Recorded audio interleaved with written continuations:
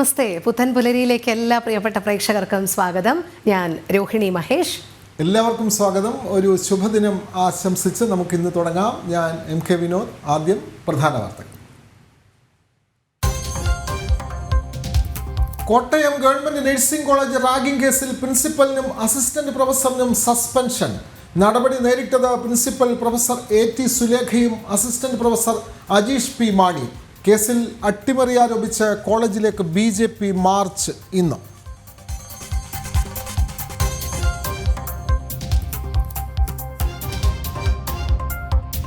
പാതിവില തട്ടിപ്പ് കേസിൽ വൈദ്യുതി മന്ത്രിയുടെ ഓഫീസിലും പണപ്പിരിവ്. മന്ത്രി K കൃഷ്ണൻകുട്ടിയുടെ പാലക്കാട് ഓഫീസ് കേന്ദ്രീകരിച്ചും പണം വാങ്ങിയെന്ന് വീട്ടമ്മമാർ. ചിറ്റൂർ മണ്ഡലത്തിൽ ലക്ഷങ്ങൾ പിരിച്ചത് ജനതാദൾ പഞ്ചായത്ത് അംഗത്തിന്റെ നേതൃത്വത്തിൽ. മന്ത്രിയുടെ PAയ്ക്കും പങ്കുള്ളതായി ആരോപണം. ജനം എക്സ്ക്ലൂസീവ്. പ്രതി ആനന്ദു കൃഷ്ണനായി കസ്റ്റഡി അപേക്ഷ നൽകി ക്രൈംബ്രാഞ്ച്.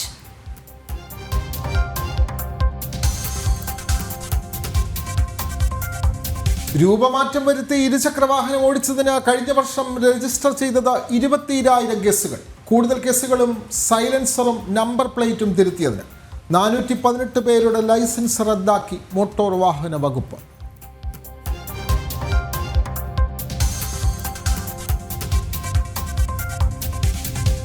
ചാലക്കുടി ബാങ്ക് കവർച്ച നടത്തിയ മോഷ്ടാവ് കൊച്ചിയിലേക്ക് കടന്നതായി സംശയം. പാലക്കാട് വാളയാർ അതിർത്തിയിലും അന്വേഷണം. പ്രതി ഹിന്ദിയിൽ സംസാരിച്ചത് അന്വേഷണത്തെ വഴിതെറ്റിക്കാനുള്ള നീക്കമാകാമെന്ന് റേഞ്ച് DIG.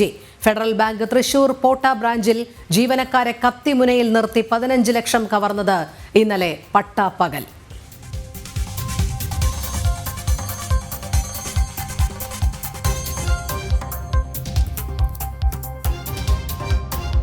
കോഴിക്കോട് മണക്കുളങ്ങര ഉത്സവത്തിനിടെ ആന വിരണ്ടോടി 3 പേർ മരിച്ച സംഭവത്തിൽ കേസെടുത്ത് പോലീസ്. എഴുന്നള്ളത്തിൽ വീഴ്ചയുണ്ടായോ എന്നും പരിശോധന. ഉത്സവങ്ങളിൽ ആന എഴുന്നള്ളത്ത് ഇല്ലാതാക്കാൻ ബോധപൂർവമായ ശ്രമം നടക്കുന്നതായി ആനപ്രേമി സംഘം.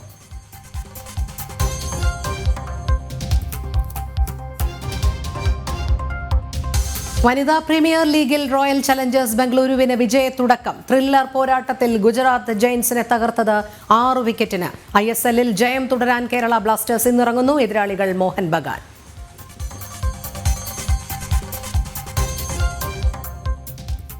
കുംഭമാസ പൂജയ്ക്ക് ശബരിമല നട തുറന്നിരിക്കുകയാണ്. അപ്പോൾ നമുക്ക് സന്നിധാനത്ത് നിന്ന് തന്നെ തുടങ്ങാം. കുംഭമാസ പൂജ ദിവസങ്ങളിൽ ശബരിമലയിൽ മണ്ഡലപൂജയ്ക്ക് സമാനമായ തിരക്ക്. ഇന്നലെ 1.5 ലക്ഷത്തോളം ഭക്തരാണ് ദർശനം നടത്തിയത്. 47,337 ഭക്തർ ഇന്നലെ രാത്രി 11 മണി വരെ ദർശനം നടത്തിയെന്നതാണ് കണക്ക്. ഇന്നും 40,000-ഓളം ഭക്തർ ദർശനത്തിന് വെർച്വൽ ക്യൂ വഴി ബുക്ക് ചെയ്തിട്ടുണ്ട്. വിവരങ്ങളുമായി മിഥുൻ ചേരുന്നു. മിഥുൻ, സ്വാമി ശരണം. സന്നിധാനത്ത് കുംഭമാസ പൂജയ്ക്കും നല്ല തിരക്ക് തന്നെ അനുഭവപ്പെടുന്നു. ഇന്നത്തെ തിരക്ക് എങ്ങനെയാണ് മിഥുൻ മുരളി? വിനോദ, രോഹിണി, സ്വാമി ശരണം. വലിയ തിരക്കാണ് സന്നിധാനത്ത് രാവിലെ അനുഭവപ്പെടുന്നത്. കഴിഞ്ഞ 2 ദിവസമായിട്ട് തിരക്കുണ്ട്. ഇന്നലെ രാത്രിയിലും തിരക്കുണ്ടായിരുന്നു. ഇന്ന് ഫ്ലൈ ഓവറിലും താഴെ നടപ്പന്തലിലുമെല്ലാം ഭക്തജനങ്ങൾ തിങ്ങി നിറഞ്ഞിരിക്കുന്ന കാഴ്ചയാണ് പുലർക്കാലത്ത് സന്നിധാനത്ത് നിന്നും കാണാൻ കഴിയുന്നത്. 47,337 ഭക്തജനങ്ങളാണ് ഇന്നലെ രാത്രി 11 മണി വരെ ദർശനം നടത്തിയത്. ഇന്നലെ 1.5 ലക്ഷത്തിലേറെ ഭക്തജനങ്ങൾ സന്നിധാനത്തേക്ക് എത്തിയിട്ടുണ്ട്. ഇന്നും സമാനമായ തിരക്ക്. 1.5 ലക്ഷത്തിലേറെ ഭക്തജനങ്ങൾ സന്നിധാനത്തേക്ക് എത്തുന്നു. 45,000-ലധികം ഇന്ന് വെർച്വൽ ക്യൂ ബുക്കിംഗ് നീണ്ടിട്ടുണ്ട്. അതുകൂടാതെ സ്പോട്ട് ബുക്കിംഗ് സൗകര്യമുണ്ട്. സ്പോട്ട് ബുക്കിംഗ് ക്രമീകരിച്ചിട്ടില്ല, പരിമിതപ്പെടുത്തിയിട്ടില്ല. അതുകൊണ്ട് പരമാവധി ആളുകൾ സ്പോട്ട് ബുക്കിംഗ് പ്രയോജനപ്പെടുത്തിക്കൊണ്ടും സന്നിധാനത്തേക്ക് ദർശനത്തിന് വേണ്ടി എത്തുന്നുണ്ട്. അതുകൊണ്ട് ഇന്നും 1.5 ലക്ഷത്തിന് മുകളിലേക്ക് ഭക്തജനങ്ങളുടെ എണ്ണം കൂടുന്നതിനുള്ള സാധ്യതയാണ് ഉള്ളത്. രാത്രി 10:50-നാണ് ഇപ്പോൾ ഹരിവരാസനം പാടി നടയടയ്ക്കുന്നത്. ആദ്യം നിശ്ചയിച്ചിരുന്നത് 9:50-ന് ഹരിവരാസനം പാടി 10 മണിക്ക് നടയടയ്ക്കും എന്നുള്ളതായിരുന്നു. കഴിഞ്ഞ 2 ദിവസങ്ങളായി വലിയ തിരക്ക് സന്നിധാനത്ത് അനുഭവപ്പെടുന്നത് കൊണ്ട് തന്നെ 1 മണിക്കൂർ കൂടി ദർശന സമയം നീട്ടി 11 മണിയോട് കൂടിയാണ് ഹരിവരാസനം പാടി നട അടയ്ക്കുന്നത്. ഇപ്പോൾ നമുക്ക് വിവിധ ഭാഗങ്ങളിലായിട്ട് കാണാൻ കഴിയുന്നത് സന്നിധാനത്ത് നടപ്പന്തലിലായാലും ഫ്ലൈ ഓവറിലായാലും മറ്റ് ഭാഗങ്ങളിലായാലും മാരാമത്ത് കോംപ്ലക്സിന് മുൻപിലായാലും ഈ ഭാഗങ്ങളിലെല്ലാം സന്നിധാനത്തോട് ചേർന്ന പ്രദേശങ്ങളിലെല്ലാം ഭക്തജനങ്ങൾ തിങ്ങി നിറഞ്ഞിരിക്കുന്ന കാഴ്ചയാണ് കാണാൻ കഴിയുന്നത്. മണ്ഡല മകരവിളക്ക് തീർത്ഥാടന കാലത്തിന് സമാനമായ കാഴ്ചയാണ് കാണാൻ കഴിയുന്നത്. മണ്ഡലകാലത്തെയും മകരവിളക്ക് തീർത്ഥാടന കാലത്തെയും ഒക്കെ ഓർമ്മിപ്പിക്കുന്ന തരത്തിലുള്ള ഭക്തജന തിരക്കാണ് ഇപ്പോൾ സന്നിധാനത്ത് പരിസര പ്രദേശങ്ങളിലുമെല്ലാം കാണാൻ കഴിയുന്നത്. പമ്പയിൽ നിന്നും വലിയ രീതിയിൽ ഭക്തജനങ്ങൾ മല കയറി രാവിലെ മുതൽ എത്തുന്നുണ്ട്. കഴിഞ്ഞ രാത്രിയിലും പമ്പയിലും പരിസരങ്ങളിലുമെല്ലാം വലിയ തിരക്ക് അനുഭവപ്പെട്ടിരുന്നു. സ്പോട്ട് ബുക്കിംഗ് പ്രയോജനപ്പെടുത്തിക്കൊണ്ട് പരമാവധി ഭക്തജനങ്ങൾ എത്തുന്നുണ്ട് എന്നുള്ളതുമാണ്. കഴിഞ്ഞ മുൻകാലങ്ങളെ അപേക്ഷിച്ച് ഇത്തവണത്തെ മാസപൂജയ്ക്ക് നട തുറന്നപ്പോൾ മലയാളികളെക്കാൾ കൂടുതൽ തമിഴ്നാട്, കർണാടക തുടങ്ങിയ ഭാഗങ്ങളിൽ നിന്നുള്ള ഭക്തജനങ്ങൾ ധാരാളമായി എത്തുന്നു എന്നുള്ള പ്രത്യേകതയുമുണ്ട്. സാധാരണ മാസപൂജ കാലത്ത് നട തുറക്കുമ്പോൾ മലയാളികളാണ് കൂടുതലായിട്ട് എത്താറുള്ളത്. പക്ഷേ ഇത്തവണ അന്യ സംസ്ഥാനങ്ങളിൽ നിന്നുള്ള ഭക്തജനങ്ങളും ധാരാളമായി സന്നിധാനത്തേക്ക് എത്തുന്നു എന്നുള്ളത് പ്രത്യേകതയാണ്. 45,000-ത്തിലധികം ഭക്തജനങ്ങൾ ഇന്ന് വെർച്വൽ ക്യൂ വഴി ബുക്ക് ചെയ്തപ്പോൾ ആകെ 45,143 ഭക്തജനങ്ങളാണ് ഇന്ന് വെർച്വൽ ക്യൂ വഴി ബുക്ക് ചെയ്തിരിക്കുന്നത്. അപ്പോൾ അതിൽ 14,000-ത്തോളം പേർ തമിഴ്നാട്ടിൽ നിന്നുള്ളവരാണ്, 10,000-ത്തോളം പേർ കർണാടകയിൽ നിന്നുള്ള ഭക്തജനങ്ങളുമാണ്, 9,000-ത്തോളം ആളുകളാണ് മലയാളികളായിട്ട് ഇന്ന് വെർച്വൽ ക്യൂ ബുക്കിംഗ് നടത്തിയിരിക്കുന്നത്. ഇനി 10,000-ത്തോളം അധികം ആളുകൾ സ്പോട്ട് ബുക്കിംഗ് പ്രയോജനപ്പെടുത്തിക്കൊണ്ടും ഇന്ന് ദർശനത്തിന് വേണ്ടി എത്തും. അങ്ങനെയാണെങ്കിൽ 60,000-ത്തിന് മുകളിൽ ഭക്തജനങ്ങൾ ഇന്ന് ദർശനത്തിന് വേണ്ടി എത്തും എന്നുള്ളതാണ് പ്രത്യേകത. ഇപ്പോൾ നമ്മൾ ദൃശ്യങ്ങളിൽ കാണുന്നത് 18-ാം പടിക്ക് താഴെയുള്ള ദൃശ്യങ്ങളാണ്. ഭക്തജനങ്ങൾ തിങ്ങി നിറഞ്ഞ് നിൽക്കുന്ന കാഴ്ച. ഓരോ ഘട്ടമായിട്ട് ഭക്തജനങ്ങളെ മണ്ഡല മകരവിളക്ക് കാലത്തിന് സമാനമായി തിരക്ക് നിയന്ത്രിച്ചുകൊണ്ട് 18-ാം പടി കയറ്റി വിട്ടുകൊണ്ടിരിക്കുന്നു. മിനിറ്റിൽ 80-ലധികം ഭക്തജനങ്ങളെ 18-ാം പടി കയറ്റി വിട്ടുകൊണ്ട് പരമാവധി തിരക്ക് കുറയ്ക്കുന്നതിനുള്ള, വേഗത്തിൽ ഭക്തജനങ്ങൾക്ക് ദർശനം സാധ്യമാക്കുന്നതിനുള്ള ക്രമീകരണങ്ങൾ, മണ്ഡല മകരവിളക്ക് കാലത്തിന് സമാനമായ ക്രമീകരണങ്ങളാണ് ഇത്തവണയും പോലീസ് ഉദ്യോഗസ്ഥർ നടത്തിക്കൊണ്ടിരിക്കുന്നത്. സുരക്ഷാ ഉദ്യോഗസ്ഥർ അങ്ങനെ വേഗത്തിൽ ഭക്തജനങ്ങളെ മുന്നോട്ട് നീക്കിക്കൊണ്ട് വരി മുന്നോട്ട് ക്രമീകരിച്ചുകൊണ്ട് പരമാവധി വേഗത്തിൽ ദർശനം സാധ്യമാകുന്നതിനുള്ള സാഹചര്യങ്ങൾ ഒരുക്കി നിലയുറപ്പിച്ചിട്ടുണ്ട് വിവിധ ഭാഗങ്ങളിലായിട്ട്. ഇവിടെ സോപാനത്തിന് സമീപം, ഒപ്പം മരാമത്ത് ഓഫീസിന് സമീപം, 18-ാം പടിക്ക് താഴെയുള്ള ഭാഗം, ഒപ്പം നടപ്പന്തലിൻ്റെ ഭാഗങ്ങൾ, ഇവിടെയൊക്കെയാണ് ഭക്തജനങ്ങൾ തിങ്ങി നിറഞ്ഞ് കാണപ്പെടുന്നത്. മറ്റു ഭാഗങ്ങളിൽ സാധാരണ മണ്ഡല മകരവിളക്ക് കാലത്ത് അനുഭവപ്പെടുന്ന ആ തിരക്ക് ഇല്ല. മാളികപ്പുറത്തിന് സമീപത്തുള്ള പ്രദേശങ്ങൾ, മറ്റ് പാണ്ടിത്താവളത്തിന് സമീപത്തുള്ള പ്രദേശങ്ങൾ, അങ്ങനെ അന്നദാന മണ്ഡപത്തിന് സമീപത്തുള്ള സ്ഥലങ്ങൾ, ഇവിടെയൊക്കെ സാധാരണ മണ്ഡല മകരവിളക്ക് കാലത്ത് വലിയ ഭക്തജനങ്ങളുടെ വലിയൊരു കൂട്ടം തന്നെ കാണപ്പെടാറുണ്ട് ഈ മണ്ഡല മകരവിളക്ക് തീർത്ഥാടന കാലത്ത്. പക്ഷേ അതിൽ നിന്ന് വ്യത്യസ്തമായിട്ട് മാസപൂജ കാലത്ത് കാണുന്ന ഒരു പ്രത്യേകത, ഈ ഭാഗങ്ങളിലൊന്നും അങ്ങനെ വലിയ ഭക്തജന തിരക്ക് ഇല്ല. ഭക്തജനങ്ങളുടെ കൂട്ടം അങ്ങനെ തമ്പടിച്ചിട്ടില്ല മറ്റു ഭാഗങ്ങളിൽ. അത് പ്രധാനമായിട്ടും ഈ ഭക്തജനങ്ങളെല്ലാം തന്നെ ദർശനം പൂർത്തിയാക്കി വളരെ വേഗത്തിൽ പമ്പയിലേക്ക് മല ഇറങ്ങുന്നു എന്നുള്ളത് കൊണ്ടാണ്. സാധാരണ മണ്ഡല മകരവിളക്ക് തീർത്ഥാടന കാലത്ത് ഭക്തജനങ്ങൾ തൊഴുത് ഇറങ്ങിയാലും ദർശനം പൂർത്തിയാക്കിയാലും വിവിധ ഭാഗങ്ങളിലായിട്ട് കൂടുതൽ സമയം തമ്പടിക്കാറുണ്ട്. അതുകൊണ്ട് കൂടുതൽ ഭക്തജനത്തിരക്ക് സന്നിധാനത്ത് മറ്റു ഭാഗങ്ങളിലും, പാണ്ടിത്താവളം, മാളികപ്പുറത്തിന് സമീപമുള്ള സ്ഥലങ്ങൾ, അന്നദാന മണ്ഡപം, ഈ ഭാഗങ്ങളിലേക്ക് തിരക്ക് മണ്ഡല മകരവിളക്ക് കാലത്ത് അനുഭവപ്പെടാറുമുണ്ട്. പക്ഷേ ഇത്തവണ മാസപൂജ കാലത്ത് അങ്ങനെ ആ ഭാഗങ്ങളിലൊന്നും വലിയ തിരക്കില്ല, ഭക്തജനങ്ങളുടെ വലിയ കൂട്ടമില്ല. അവിടെ ഭക്തജനങ്ങൾ വലിയ രീതിയിൽ തമ്പടിച്ചിട്ടില്ല. എല്ലാവരും വളരെ വേഗത്തിൽ തന്നെ ദർശനം പൂർത്തിയാക്കി മല ഇറങ്ങുന്നുണ്ട് എന്നുള്ള കാഴ്ചയും കൂടി ആ സന്നിധാനത്ത് നിന്ന് കാണാൻ കഴിയുന്നുണ്ട്. നിലവിൽ ഇവിടെ ഇപ്പോൾ കാണുന്ന സോപാനത്തിന് സമീപത്ത് ദർശനം നടത്തുന്നതിന് വേണ്ടി ഫ്ലൈ ഓവർ കടന്നു വരുന്ന വലിയ തിരക്ക്, ഒപ്പം 18-ാം പടിക്ക് താഴെയുള്ള ഭാഗങ്ങളിൽ വലിയ തിരക്കുണ്ട്. മാരാമത്ത് ഓഫീസിന് മുൻപിൽ ഭക്തജനങ്ങളുടെ വലിയ തിരക്കുണ്ട്. നടപ്പന്തലിന് ചേർന്ന ഭാഗങ്ങളിലും വലിയ തിരക്കുണ്ട്. ആ ഭാഗങ്ങളിലാണ് വലിയ ഭക്തജനങ്ങളുടെ തിരക്ക് അനുഭവപ്പെടുന്നത്. എന്തായാലും വളരെ വേഗത്തിൽ തന്നെ ഇപ്പോൾ ക്യൂ മുന്നോട്ട് നീങ്ങുന്നുണ്ട്. പരമാവധി വേഗത്തിൽ തന്നെ ഭക്തജനങ്ങൾക്ക് ദർശനം സാധ്യമാക്കുക എന്നുള്ള കാര്യമാണ് ക്രമീകരിച്ചിരിക്കുന്നത്. അതുകൊണ്ട് കൂടുതൽ സമയം അങ്ങനെ കാത്തു നിൽക്കേണ്ട സാഹചര്യം ഇപ്പോഴും ഇവിടെ സന്നിധാനത്ത് ഇല്ല. ക്യൂ വളരെ വേഗത്തിൽ തന്നെ മുന്നോട്ട് പോകുന്നു. ആ ഫ്ലൈ ഓവറിന് സമീപത്ത് നിന്നും, സോപാനത്തിന് സമീപത്ത് നിന്നും ഇനി അല്പസമയം മാത്രം അയ്യപ്പനെ ദർശിക്കുന്നതിന് വേണ്ടിയുള്ള ഭക്തജനങ്ങളുടെ ആ കാത്തിരിപ്പിൻ്റെ, ആ വരിയുടെ ദൃശ്യങ്ങളാണ് നമ്മൾ കാണുന്നത്. തിങ്ങി നിറഞ്ഞു നിൽക്കുകയാണ്. അഭൂതപൂർവമായിട്ടുള്ള തിരക്ക് രാവിലെ അനുഭവപ്പെടുന്നുണ്ട്. ഇനി അല്പസമയത്തിന് ശേഷം ഉഷപൂജയ്ക്ക് വേണ്ടി നടയടയ്ക്കും. അപ്പോൾ കുറച്ച് സമയം കൂടി നട തുറക്കുന്നത് വരെ ഭക്തജനങ്ങൾക്ക് കാത്തു നിൽക്കേണ്ടി വരും. അപ്പോൾ തിരക്ക് കൂടും. പടിപൂജ എല്ലാ ദിവസവും ഉണ്ട് വൈകിട്ട് ദീപാരാധനയ്ക്ക് ശേഷം. ആ സമയവും ഭക്തജനങ്ങൾക്ക് 18-ാം പടി കയറാൻ സാധ്യമല്ലാത്തത് കൊണ്ട് 1 മണിക്കൂറോളം സമയം ഭക്തജനങ്ങൾക്ക് കാത്തു നിൽക്കേണ്ട സാഹചര്യം വരും. അത് കഴിഞ്ഞ് പടിപൂജ പൂർത്തിയാക്കി 18-ാം പടി കയറ്റി തുടങ്ങുമ്പോൾ വീണ്ടും ഭക്തജനങ്ങളുടെ വലിയ ഒരു തിരക്ക് രാത്രി സമയത്ത് കഴിഞ്ഞ 2 ദിവസങ്ങളിലായി അനുഭവപ്പെടുന്നുണ്ട്. ഇന്നും സമാനമായ രീതിയിൽ തന്നെ പടിപൂജ കഴിയുമ്പോൾ വലിയ തിരക്ക് അനുഭവപ്പെടാനുള്ള സാധ്യത ഉണ്ട്. ഈ 2-3 ദിവസങ്ങളിലായിട്ട് കാണുന്നത് വലിയ തിരക്ക്. മണ്ഡല മകരവിളക്ക് കാലത്തെ നമ്മൾ നേരത്തെ സൂചിപ്പിച്ചതുപോലെ തന്നെ ആ മണ്ഡല മകരവിളക്ക് കാലത്തെ ഓർമ്മിപ്പിക്കുന്ന അതേ തിരക്ക് തന്നെയാണ് കഴിഞ്ഞ ദിവസങ്ങളിലായിട്ട് കാണുന്നത്. 17-ാം തീയതി മാത്രമാണ് വെർച്വൽ ക്യൂ ബുക്കിങ്ങിൽ നേരിയ കുറവുള്ളത്. അന്നൊഴികെയുള്ള ബാക്കി എല്ലാ ദിവസങ്ങളിലും 30,000-ന് മുകളിലാണ് വെർച്വൽ ക്യൂ ബുക്കിംഗ്. 50,000-ആണ് വെർച്വൽ ക്യൂ ബുക്കിങ്ങിന് ഈ കുംഭമാസ പൂജയ്ക്ക് നട തുറന്നിരിക്കുന്ന ദിവസങ്ങളിൽ പരിധി ക്രമീകരിച്ചിരിക്കുന്നത്. എന്തായാലും വലിയ തിരക്ക്. കുഞ്ഞു മാളികപ്പുറങ്ങൾ അടക്കമുള്ള ഭക്തജനങ്ങൾ ധാരാളമായി എത്തുന്നു. കുഞ്ഞു മാളികപ്പുറം എവിടുന്നാണ് വരുന്നത്? ഞാൻ ചൂരല്ലൂർ പാലക്കാട്. ആരൊക്കെയുണ്ട്? എനിക്ക് അച്ഛനും അമ്മയും കൂടെ വന്നിട്ടുണ്ടോ? അച്ഛൻ വന്നിട്ടുണ്ട്. എങ്ങനെ ഉണ്ടായിരുന്നു മലകയറ്റമൊക്കെ? തിരക്കുണ്ടായിരുന്നോ? താഴെ തിരക്ക് ഉണ്ടായിരുന്നു. കാലില് കല്ലൊക്കെ കുത്തിയിട്ടുണ്ടായിരുന്നു. ആദ്യമായിട്ടാണോ? കന്നിയാണോ? ആ, കഞ്ഞി. ഹാപ്പി അല്ല? അയ്യപ്പനെ കാണാൻ പോയി. ഇനി അല്പം കുറച്ച് സമയം കൂടെ ഉള്ളൂ. ആ, അങ്ങനെ കുഞ്ഞു മാളികപ്പുറങ്ങളടക്കമുള്ള ഒരുപാട് ഭക്തജനങ്ങൾ ധാരാളമായി എത്തുന്നു. കുഞ്ഞുങ്ങളുടെ ചോറൂടും മറ്റും നടക്കുന്നുണ്ട്. കഴിഞ്ഞ കുറച്ച് ദിവസങ്ങളായിട്ട് പൂജയ്ക്ക് നട തുറന്നപ്പോൾ മുതൽ ധാരാളം കുഞ്ഞുങ്ങളുമായി രക്ഷിതാക്കൾ എത്തുന്നുണ്ട് ചോറൂണും മറ്റു ചടങ്ങുകൾക്കും വേണ്ടിയിട്ട്. എന്തായാലും വലിയ തിരക്കാണ്. അഭൂതപൂർവമായിട്ടുള്ള ഒരു തിരക്ക് മണ്ഡല മകരവിളക്ക് കാലത്തെയൊക്കെ അനുസ്മരിപ്പിക്കുന്ന അതേ തിരക്ക് തന്നെയാണ് അനുഭവപ്പെടുന്നത്. ഞാൻ നേരത്തെ സൂചിപ്പിച്ചതുപോലെ ഇതിലെ പ്രത്യേകത, സാധാരണ മാസപൂജ കാലത്ത് മലയാളികൾ കൂടുതലായിട്ട് എത്തുമ്പോൾ ഇത്തവണ കർണാടകയിൽ നിന്നും തമിഴ്നാട്ടിൽ നിന്നുമുള്ള ഭക്തജനങ്ങൾ ധാരാളമായി എത്തുന്നു എന്നുള്ള പ്രത്യേകത. ഇന്നലെ കർണാടകയിൽ നിന്നുള്ള ഭക്തജനങ്ങളായിരുന്നു വെർച്വൽ ക്യൂ ബുക്കിംഗിൽ കൂടുതൽ എങ്കിൽ ഇന്ന് തമിഴ്നാട്ടിൽ നിന്നുള്ള ഭക്തജനങ്ങളാണ്. 15,000-ഓളം ഭക്തജനങ്ങൾ തമിഴ്നാട്ടിൽ നിന്നുള്ള ആളുകൾ മാത്രമാണ് ഇന്ന് ആകെ വെർച്വൽ ക്യൂ ബുക്ക് ചെയ്തിരിക്കുന്നതിൽ. തമിഴ്നാട്ടിൽ നിന്നുള്ള വെർച്വൽ ക്യൂ ബുക്കിംഗ് 15,000-ന് അടുത്തുണ്ട്. 15,113 ഭക്തജനങ്ങളുണ്ട്.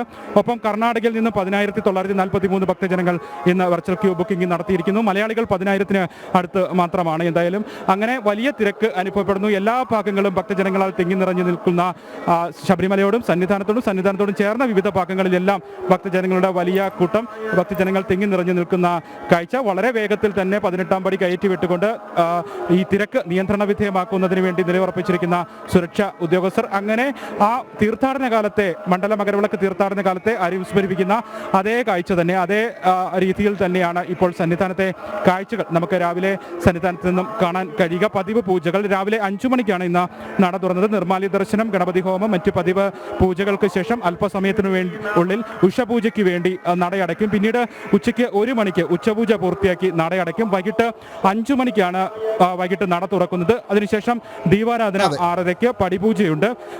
10:09-ന് ഹരിവരാസനം പാടി 11 മണിക്ക് നടയടയ്ക്കും. ഉദയാസ്തമന പൂജ, കളഭാഭിഷേകം, പടിപൂജ തുടങ്ങിയ ചടങ്ങുകൾ 17-ാം തീയതി നടയടയ്ക്കുന്ന അന്ന് വരെ ഉണ്ട്. രോഹിണി. അതെ, വളരെ വ്യക്തമാണ്. മിഥുൻ മുരളി വിശദമായ റിപ്പോർട്ടാണ് നൽകിയത്. സന്നിധാനത്ത് ഈ മണ്ഡലകാലത്തിന് സമാനമായ തിരക്കാണ് അനുഭവപ്പെടുന്നത്. അവിടെ കുഞ്ഞു മാളികപ്പുറം പറഞ്ഞത് കന്നി മാളികപ്പുറമാണ്. അപ്പോൾ തിരക്ക് കാരണം ഈ കുട്ടികളുമായിട്ടൊക്കെ മാസപൂജയ്ക്കാണ് ഇപ്പോൾ ഭക്തരെത്തുന്നത്. മറ്റ് മണ്ഡലകാലത്ത് അങ്ങോട്ട് അടുക്കാനേ കഴിയുന്നില്ല. അതെ അതെ, തീർച്ചയായും. എന്തായാലും നമുക്ക് മറ്റൊരു പ്രധാനപ്പെട്ട വാർത്തയിലേക്ക് നമ്മൾ പോവുകയാണ്.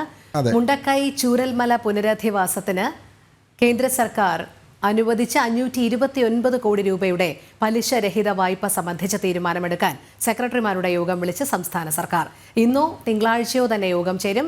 ധന, റവന്യൂ, പൊതുമരാമത്ത്, തദ്ദേശ വകുപ്പ് സെക്രട്ടറിമാരും KSEB ജല അതോറിറ്റി മേധാവികളും ചർച്ചയിൽ പങ്കെടുക്കും. അതേസമയം കേന്ദ്ര വായ്പ മാർച്ച് 31-നകം ഉപയോഗിക്കണമെന്ന ഉപാധിയിൽ ഇളവ് ചോദിക്കാനൊരുങ്ങുകയാണ് സംസ്ഥാനം. കൂടുതൽ വിവരങ്ങളുമായി ശാലിനി ചേരുന്നു. ശാലിനി, വയനാട് പുനരധിവാസവുമായി ബന്ധപ്പെട്ട വിവിധ വകുപ്പുകളുടെ സെക്രട്ടറിമാർ യോഗം ചേരുന്നുണ്ട്. അതുമാത്രമല്ല, കേന്ദ്ര സർക്കാർ അനുവദിച്ച തുക ഈ മാർച്ച് 31-ന് മുൻപ് ചിലവഴിക്കേണ്ടതുണ്ട്. അതിലും ഒരു സാവകാശം സംസ്ഥാന സർക്കാർ ചോദിക്കുന്നുണ്ട്. കാരണം അത് പ്രായോഗികമായി പൂർണ്ണമായും നടപ്പിലാക്കാൻ കഴിയില്ല എന്നാണ് ധനമന്ത്രി കഴിഞ്ഞ ദിവസം വ്യക്തമാക്കിയത്. അതുമായി ബന്ധപ്പെട്ട വിവരങ്ങൾ.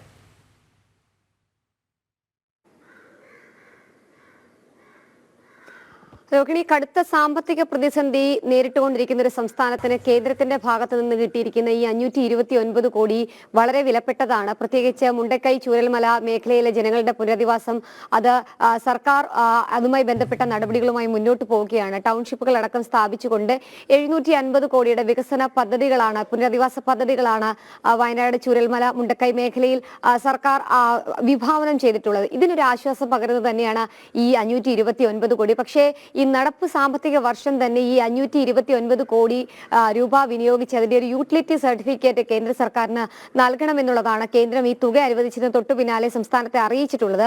സ്വാഭാവികമായും ഇനി 1.5 മാസം മാത്രമാണ് സർക്കാരിന് മുൻപിലുള്ളത്. സ്വാഭാവികമായും ആ സമയത്തിനുള്ളിൽ ഈ 16 പദ്ധതികൾക്കായി പണം വിനിയോഗിക്കുക, അത് പൂർത്തീകരിക്കുക എന്നുള്ളത് സർക്കാരിനെ സംബന്ധിച്ചിടത്തോളം വലിയ രീതിയിലുള്ള ആശങ്കയും വെല്ലുവിളിയുമാണ്. ഈ സാഹചര്യത്തിൽ കൂടിയാണ് ഈ പണം എങ്ങനെയൊക്കെ വിനിയോഗിക്കാം എന്നതടക്കമുള്ള കാര്യങ്ങൾ ചർച്ച ചെയ്യാനും ഒപ്പം തന്നെ കേന്ദ്രത്തോട് ഏത് രീതിയിൽ സാവകാശം ആവശ്യപ്പെടാം എന്നതടക്കമുള്ള കാര്യങ്ങൾ ആലോചിക്കാനുമായി ഒരു യോഗം ചേരുന്നത്. ഇന്നോ തിങ്കളാഴ്ചയോ ഈ വകുപ്പ് തല സെക്രട്ടറിമാരുടെ യോഗം ചേരാനാണ് സർക്കാർ ആലോചിക്കുന്നത്. അതിൽ ധനവകുപ്പുണ്ട്, റവന്യൂ ഉണ്ട്, പൊതുമരാമത്ത് വകുപ്പും ജല അതോറിറ്റി, KCB അടക്കമുള്ള വിവിധ വകുപ്പുകളുടെ വകുപ്പ് തല ഉദ്യോഗസ്ഥരടക്കമുള്ളവർ പങ്കെടുക്കുന്നുണ്ട്.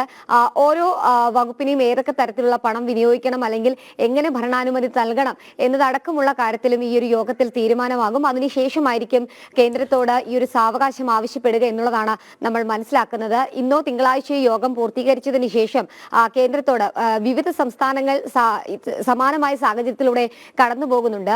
ആ സംസ്ഥാനങ്ങൾ ഏത് തരത്തിലുള്ള നടപടികളാണോ സ്വീകരിക്കുന്നത് സമാനമായ രീതിയിൽ തന്നെയായിരിക്കും സംസ്ഥാനവും മറ്റ് നടപടികളുമായി മുന്നോട്ട് പോവുക എന്നുള്ളതാണ് നമ്മൾ മനസ്സിലാക്കുന്നത്. പ്രത്യേകിച്ച് ഈ കുറഞ്ഞ കാലയളവിൽ ഇത്രയധികം രൂപ വിനിയോഗിക്കുക, അതും പദ്ധതി നടത്തിപ്പ് അടക്കമുള്ള കാര്യങ്ങൾ വിശദീകരിച്ചുകൊണ്ട് യൂട്ടിലിറ്റി സർട്ടിഫിക്കറ്റ് അടക്കം നൽകണമെന്നുള്ളത് സർക്കാരിനെ സംബന്ധിച്ചിടത്തോളം ധനവകുപ്പിനെ സംബന്ധിച്ചിടത്തോളം ആശങ്കാജനകമായ ഒരു സാഹചര്യത്തിലൂടെയാണ് കാര്യങ്ങൾ പോകുന്നത്. എന്തായാലും അതിലടക്കം ഒരു തീരുമാനം ഉണ്ടാക്കിയതിനു ശേഷം കേന്ദ്രത്തോട് സാവകാശം ആവശ്യപ്പെടും. ഒപ്പം തന്നെ ഈ വായ്പ അനുവദിച്ചിട്ടുള്ള 16 പദ്ധതികളുടെ പ്രാരംഭ പ്രവർത്തനങ്ങൾ ഇതിനകം തുടങ്ങി വെക്കുക എന്നുള്ളതാണ് ധനവകുപ്പ് ആലോചിക്കുന്നത്. തുടങ്ങി വെച്ചതിന് ശേഷം ഈ തുക എങ്ങനെ വിനിയോഗിക്കാം, ഒപ്പം തന്നെ സാവകാശം എങ്ങനെ വേണം എന്നതടക്കമുള്ള കാര്യത്തിൽ കേന്ദ്രത്തെ വിശദാംശങ്ങൾ ധരിപ്പിക്കാനുള്ള ഒരു ആലോചനയിലാണ് സർക്കാർ ഉള്ളത്. എന്തായാലും വലിയ രീതിയിലൊരു ആശ്വാസം പകരുന്നത് തന്നെയാണ്. പല ഘട്ടങ്ങളിൽ സംസ്ഥാനത്തെ കേന്ദ്രം അവഗണിക്കുന്നുണ്ട്. വയനാട് ദുരന്തം കേന്ദ്രം ഒരു വലിയ ദുരന്തമായി പ്രഖ്യാപിച്ച സാഹചര്യത്തിലും കൂടുതൽ തുക അനുവദിച്ചില്ല എന്നുള്ള വിമർശനങ്ങൾ പല ഘട്ടങ്ങളിലും സർക്കാരും പ്രതിപക്ഷവും ഒക്കെ ഉയർത്തിയിരുന്നു. കഴിഞ്ഞ ബജറ്റിലടക്കം ധനമന്ത്രി അത്തരത്തിലുള്ള ചില ആശങ്കകളും അത്തരത്തിലുള്ള ചില വിമർശനങ്ങളും കേന്ദ്രത്തിനെതിരെ ഉയർത്തുകയും ചെയ്തിരുന്നു. ഈ സാഹചര്യത്തിൽ കൂടിയാണ് വലിയ രീതിയിലൊരു തുക, ഒരുപക്ഷെ അടുത്തെങ്ങും സംസ്ഥാനത്തിന് നൽകാത്ത രീതിയിൽ 529 കോടി രൂപ കേന്ദ്ര സർക്കാർ സംസ്ഥാന സർക്കാരിന് വയനാട് ചൂരൽമല അടക്കമുള്ള മേഖലകളിലെ പുനരധിവാസത്തിനായി നൽകുന്ന, അതും 16 പദ്ധതികൾ പ്രധാനമായും മുന്നിൽ നിർത്തിക്കൊണ്ടാണ് ഈ തുക അനുവദിക്കുന്നത്. 50 വർഷത്തേക്കാണ് ഈ വായ്പാ കാലാവധി, അതും പലിശരഹിത വായ്പയാണ് സംസ്ഥാനത്തിന് നൽകുന്നത് എന്നുള്ളതാണ് ഏറ്റവും ശ്രദ്ധേയമായിട്ടുള്ള കാര്യം. ഒന്നും കിട്ടിയിട്ടില്ല എന്ന് പറഞ്ഞ് കേന്ദ്രത്തിനെ പഴിചാരുന്നിടത്താണ് കേന്ദ്രത്തിന്റെ ഭാഗത്ത് നിന്ന് ഇത്ര അറിഞ്ഞ് സഹായം കേരളത്തിലേക്ക് എത്തുന്നത്. പക്ഷെ അതെങ്ങനെ വിനിയോഗിക്കും? കാരണം മുൻപും പല പദ്ധതികൾക്കായി കേന്ദ്രം നൽകിയിരിക്കുന്ന തുക ലാപ്സാക്കി കളയുന്ന സാഹചര്യം സംസ്ഥാനം നടത്തിയിട്ടുണ്ട്. പല ഘട്ടങ്ങളിൽ ഈ പദ്ധതിയുടെ ആശയങ്ങൾ, പദ്ധതി എങ്ങനെ നടത്തിപ്പ് മുന്നോട്ട് കൊണ്ടുപോകും എന്നതടക്കമുള്ള കാര്യങ്ങൾ കേന്ദ്രത്തെ അറിയിക്കാതെ തുക പാഴായി പോകുന്നു. വിവിധ വകുപ്പുകൾക്ക് നൽകുന്ന പണം പാഴായി പോകുന്ന സാഹചര്യം. സമാനമായി തന്നെ ഈ തുകയും പാഴാകുമോ, അതോ കേന്ദ്രത്തിന്റെ കയ്യിൽ നിന്ന് സാവകാശം ആവശ്യപ്പെട്ടുകൊണ്ട് ഈ 529 കോടി രൂപ വാങ്ങിയെടുക്കാനുള്ള പ്രാരംഭ നടപടികൾ സർക്കാർ സ്വീകരിക്കുമോ എന്നുള്ളത് കണ്ടറിയണം. എന്തായാലും അതുമായി ബന്ധപ്പെട്ട ആദ്യ ചർച്ച അല്ലെങ്കിൽ യോഗം ഇന്നോ തിങ്കളാഴ്ചയെ ചേരും. അതിനുശേഷമായിരിക്കും സാവകാശവും ഒപ്പം തന്നെ ഈ പദ്ധതി നടത്തിപ്പ് അടക്കമുള്ള കാര്യങ്ങൾ കേന്ദ്രത്തെ വിശദമായി സംസ്ഥാനം അറിയിക്കുക. യോഹിണി. ശരി, ശാലിനിയാണ് വിവരങ്ങൾ നൽകിയത്.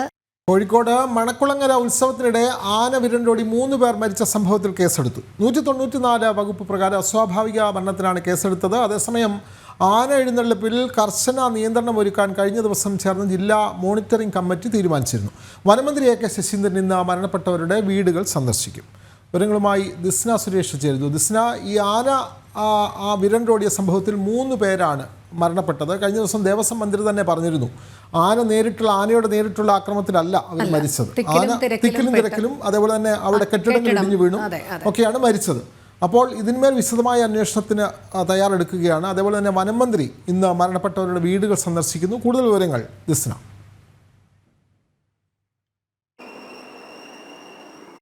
ഈ ആന ഉത്സവങ്ങളിൽ ആന എഴുന്നള്ളിപ്പുമായി ബന്ധപ്പെട്ട് ഇപ്പോൾ വിവിധ തരത്തിലുള്ള ദുഷ്പ്രചാരണങ്ങൾ നടക്കുന്നുണ്ട്.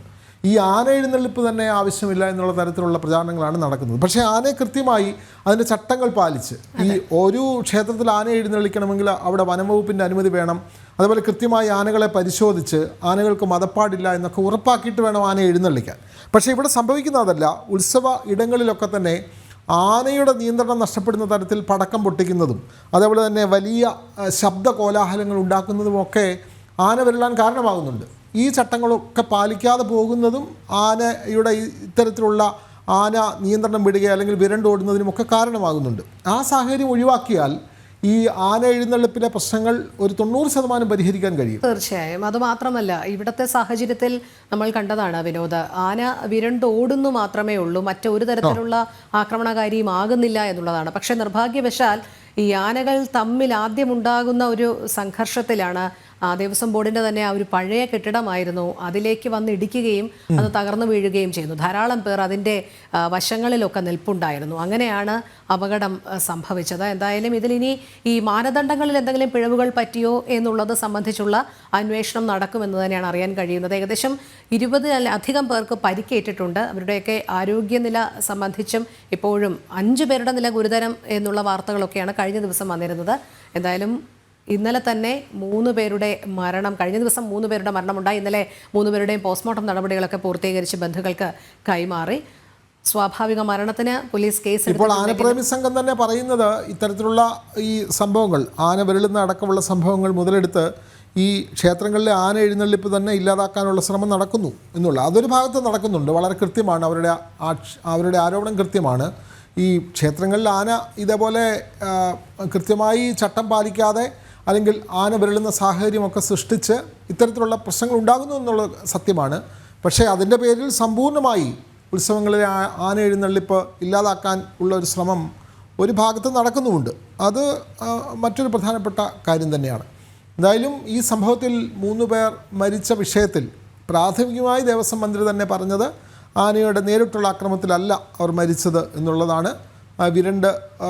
ആന വിരണ്ടതറിഞ്ഞ് കൂട്ടം കൂടി ഓടുന്നവർ മറിഞ്ഞു വീഴുന്നു, അതിൻ്റെ മുകളിലൂടെ ആളുകൾ അങ്ങനെ പോകുന്നു, അങ്ങനെ പരിക്കേൽക്കുന്നു. അതേപോലെ തന്നെ പിന്നെ ഈ ആന തകർത്ത കെട്ടിടത്തിൻ്റെ അവശിഷ്ടങ്ങൾ ദേഹത്ത് വീണ് പരിക്കേറ്റ് അങ്ങനെയൊക്കെയാണ് മരണം സംഭവിച്ചിട്ടുള്ളത്. പക്ഷേ എന്തായാലും ഈ സാഹചര്യം നമുക്ക് പരമാവധി ഉത്സവങ്ങളിൽ നിന്ന് ഒഴിവാക്കേണ്ടത് തന്നെയാണ്. നമുക്കെന്തായാലും ഈ വാർത്തയുടെ വിശദാംശങ്ങളിലേക്ക് പിന്നീട് വരേണ്ടതുണ്ട്. നമുക്ക് ഇപ്പോൾ മറ്റൊരു വാർത്തയിലേക്ക് പോയി മടങ്ങി വരാം, അല്ലേ? കൗതുക കാഴ്ചയിലേക്കാണ് ഇനി പോകുന്നത്. കൗതുകത്തിന് തുടങ്ങിയ പക്ഷി വളർത്തൽ വരുമാന മാർഗമാക്കിയ ഒരു ചെറുപ്പക്കാരനെയാണ് ഇനി നമ്മൾ പരിചയപ്പെടുത്തുന്നത്. ഇടുക്കി പൂപ്പാറ സ്വദേശി വിജയാണ് അലങ്കാര പക്ഷി വളർത്തലിലൂടെ ഇത്തരത്തിൽ വരുമാനം കണ്ടെത്തുന്നത്. ആ റിപ്പോർട്ടിലേക്ക് പോകാം.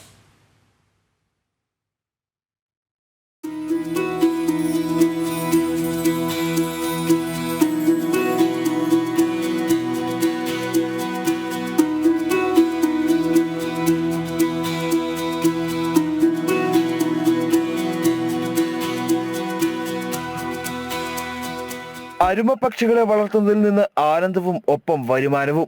ഡ്രൈവർ ജോലി ചെയ്യുന്നതിനിടെയാണ് വിജയ് പക്ഷി വളർത്തൽ തുടങ്ങിയത്. കോവിഡ് കാലത്തെ അലസത മാറ്റാനായാണ് പക്ഷികളെ കൂട്ടുപിടിച്ചത്. ഇന്നിപ്പോൾ ആ വീടാകെ പക്ഷികളാൽ നിറഞ്ഞിരിക്കുകയാണ്.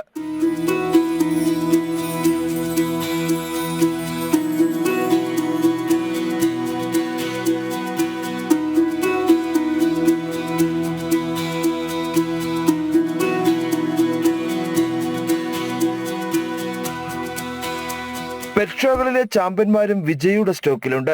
പ്രാവുകളിൽ രാജാക്കന്മാരായ കിങ്, മുഖി, പ്രിൽ, ചൈനീസ് ഔൾ, ഹംഗേറിയൻ തുടങ്ങിയവയെല്ലാം ഇതിലുൾപ്പെടും.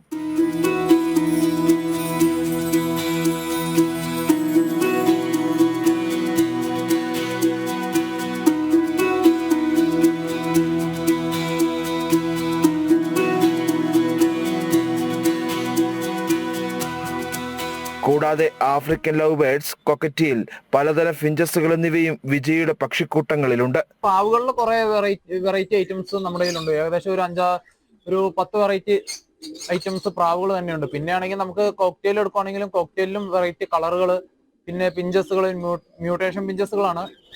പിന്നെ ആഫ്രിക്കൻ ലവ് ബേർഡിലും വെറൈറ്റി കളറുകൾ അങ്ങനെയൊക്കെ ഉണ്ട്. നമ്മുടെ കയ്യിൽ അത്യാവശ്യം കളക്ഷൻസ് ഉണ്ട്. വിലയടിസ്ഥാനത്തിൽ നോക്കിയാൽ 300 രൂപ മുതൽ 15,000 രൂപ വരെ വില വരുന്ന പക്ഷികളാണ് വിജയുടെ ശേഖരത്തിലുള്ളത്.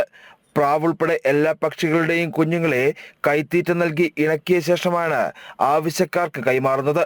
അതുകൊണ്ട് തന്നെ പക്ഷികളെ വാങ്ങുന്നവർക്ക് അവയെ നേരിട്ട് ഏവിയറുകളിലിട്ട് വളർത്താനാകും.